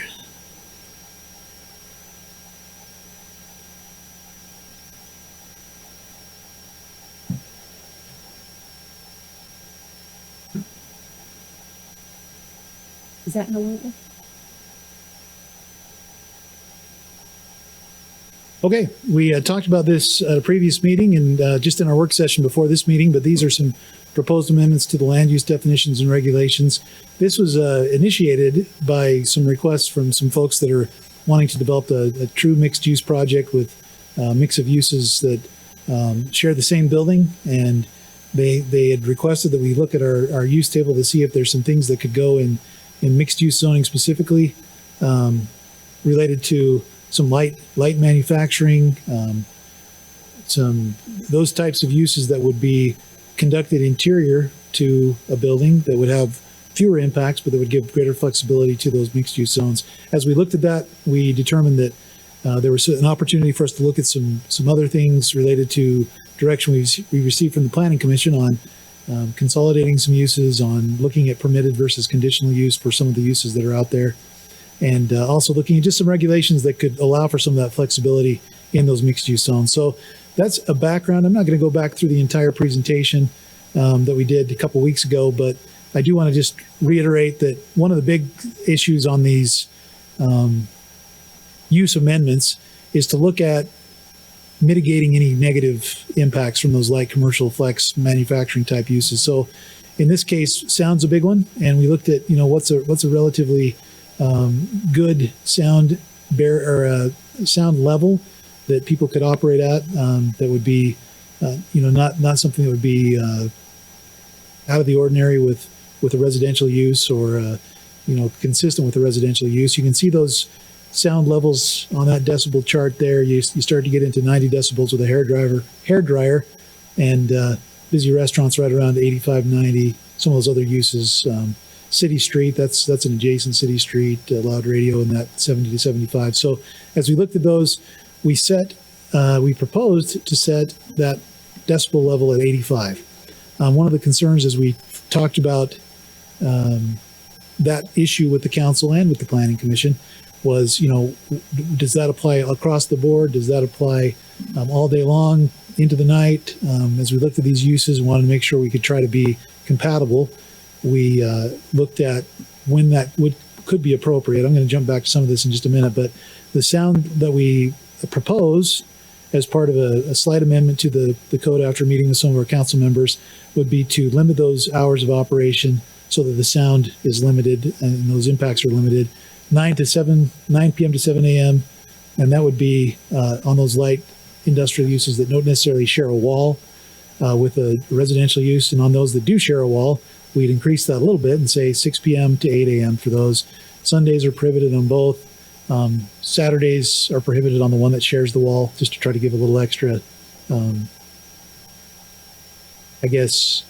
consideration for those uses that are sharing a wall.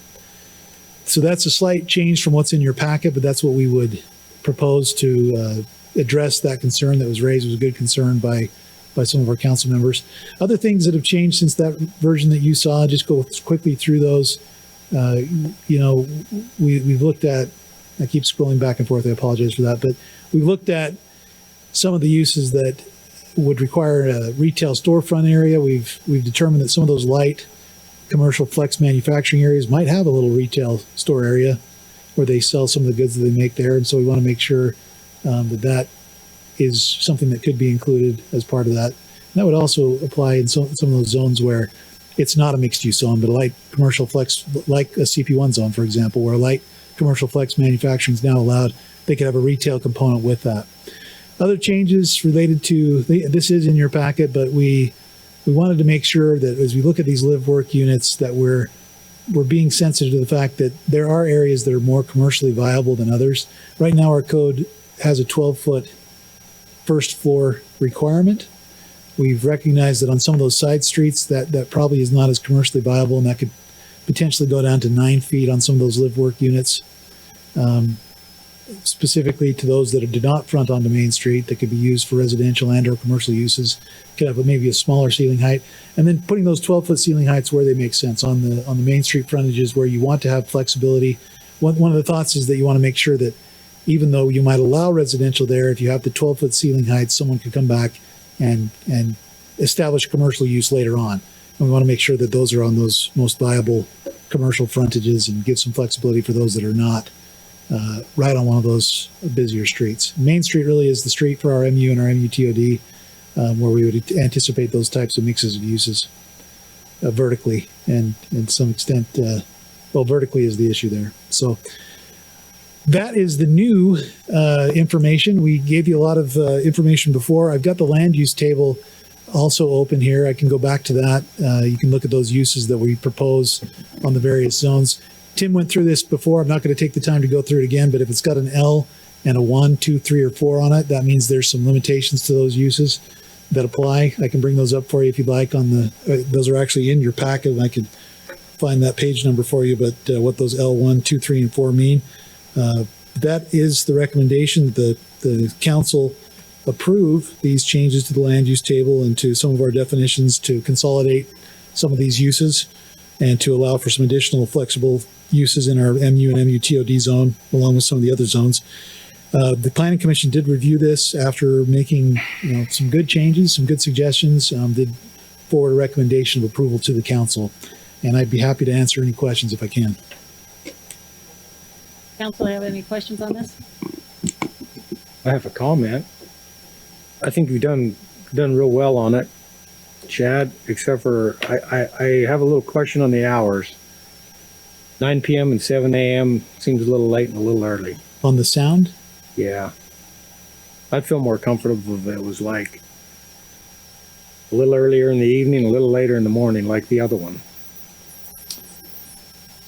Our sound ordinance, I guess we were trying to dial it back a little bit already from 10 to 6 back to maybe 9 to that's a policy call on your part. If the council would like to make that change to those hours, I think we're trying to give a little bit of flexibility on the hours of operation for those use, recognizing that that's pretty reasonable to hear business sounds up to that point, and then that gives you some quiet time at night. But again, that's a policy call, and if you guys would like to modify those, I mean, even if it was 8 and 8, seems more reasonable to me, but that's just me. Other than that, I think you've done a good job. Yeah, thank you. And if the council would like to make that change, we're certainly open to that. And you're talking about on this one particularly, 9 to 7. Maybe one thing that would help as you're considering that would be for uses that don't share that common wall. So we did restrict it to 6 to 8 for something that does share a common wall or floor. So there is already built into this language a little bit of difference between uses that you might have a mixed use that's a horizontal mixed use throughout a site where they're actually separated by 40, 50 feet, from the residential uses. And that might be the one that, again, so that was our thought process, but certainly if you wanted to push that back a little bit, that's fine. One thing I will say is that applies to sound. Just one more thing on that. So you could still have the business operating. They just have to shut that equipment off. Yeah. Yeah. Okay. Any other comments? Okay, this is a public hearing. I'll open it up now for any type of public comment. regarding item number C, which is an amend our Layton Municipal Code.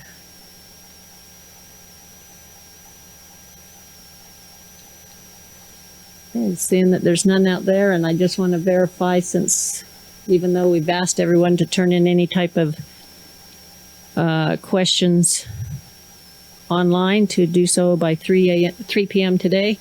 Gary, there hasn't been any last minute things, have there? Okay, very good. Okay, council, I'll look for action on item number C then. Madam Mayor, I'll make a motion first that we close this public hearing, and that make a motion that we adopt Ordinance 2038, amending the Layton City Municipal Code, Title 19, on zoning, Chapter 1902 on the definitions, 1906 on land use regulations as it relates to tables 6.1 and 6.2, Chapter 1925 on the mixed-use zoning district, and 1926 on the MUTOD zoning district in support of the land use vision and policies provided in the general plan. Okay, is there a second? Second. Okay, it's been moved in second. I'll do a roll call vote on this. Just for clarification real quick, Mayor, that's with those changes that we, with the changes to No. hours, or? Nobody accepted them. You don't want to change the hours, right, I think Dawn? the hours are appropriate for the way they are. Got it.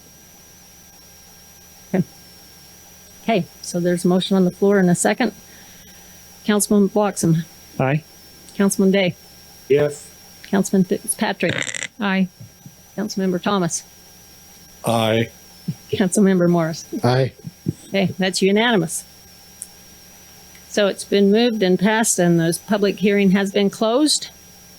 I do have one item of unfinished business here, which I'd just like to announce that unfortunately, we've had a past mayor within our city that actually served our city for over 15 years, Mayor Shields.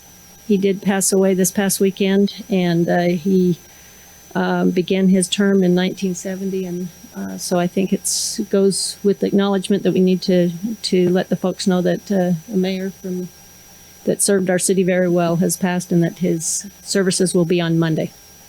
So, okay, council.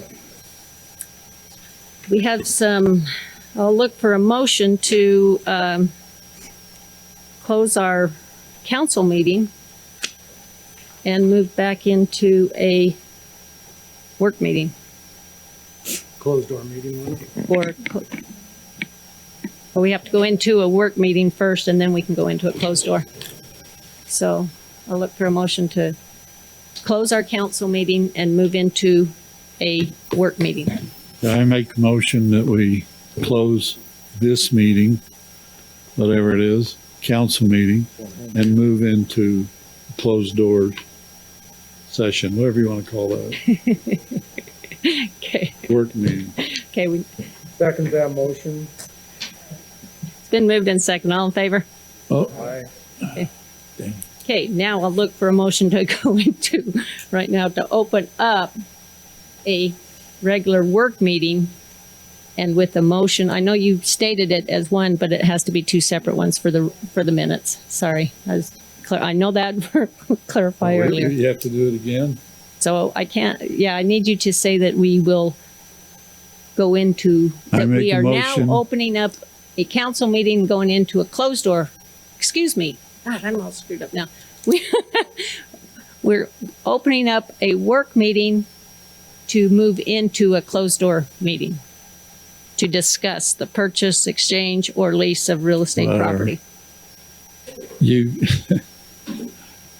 I make a motion, this meeting's over, right? And we're gonna move into the next meeting, which is gonna be closed doors. Is that good enough, or do you need verbiage? Would that clarify okay, Gary? And along with that, I want to start at 9:20. Yeah, I'll second it. Okay, it's been moved in second. All in favor? Aye. Okay, thank you.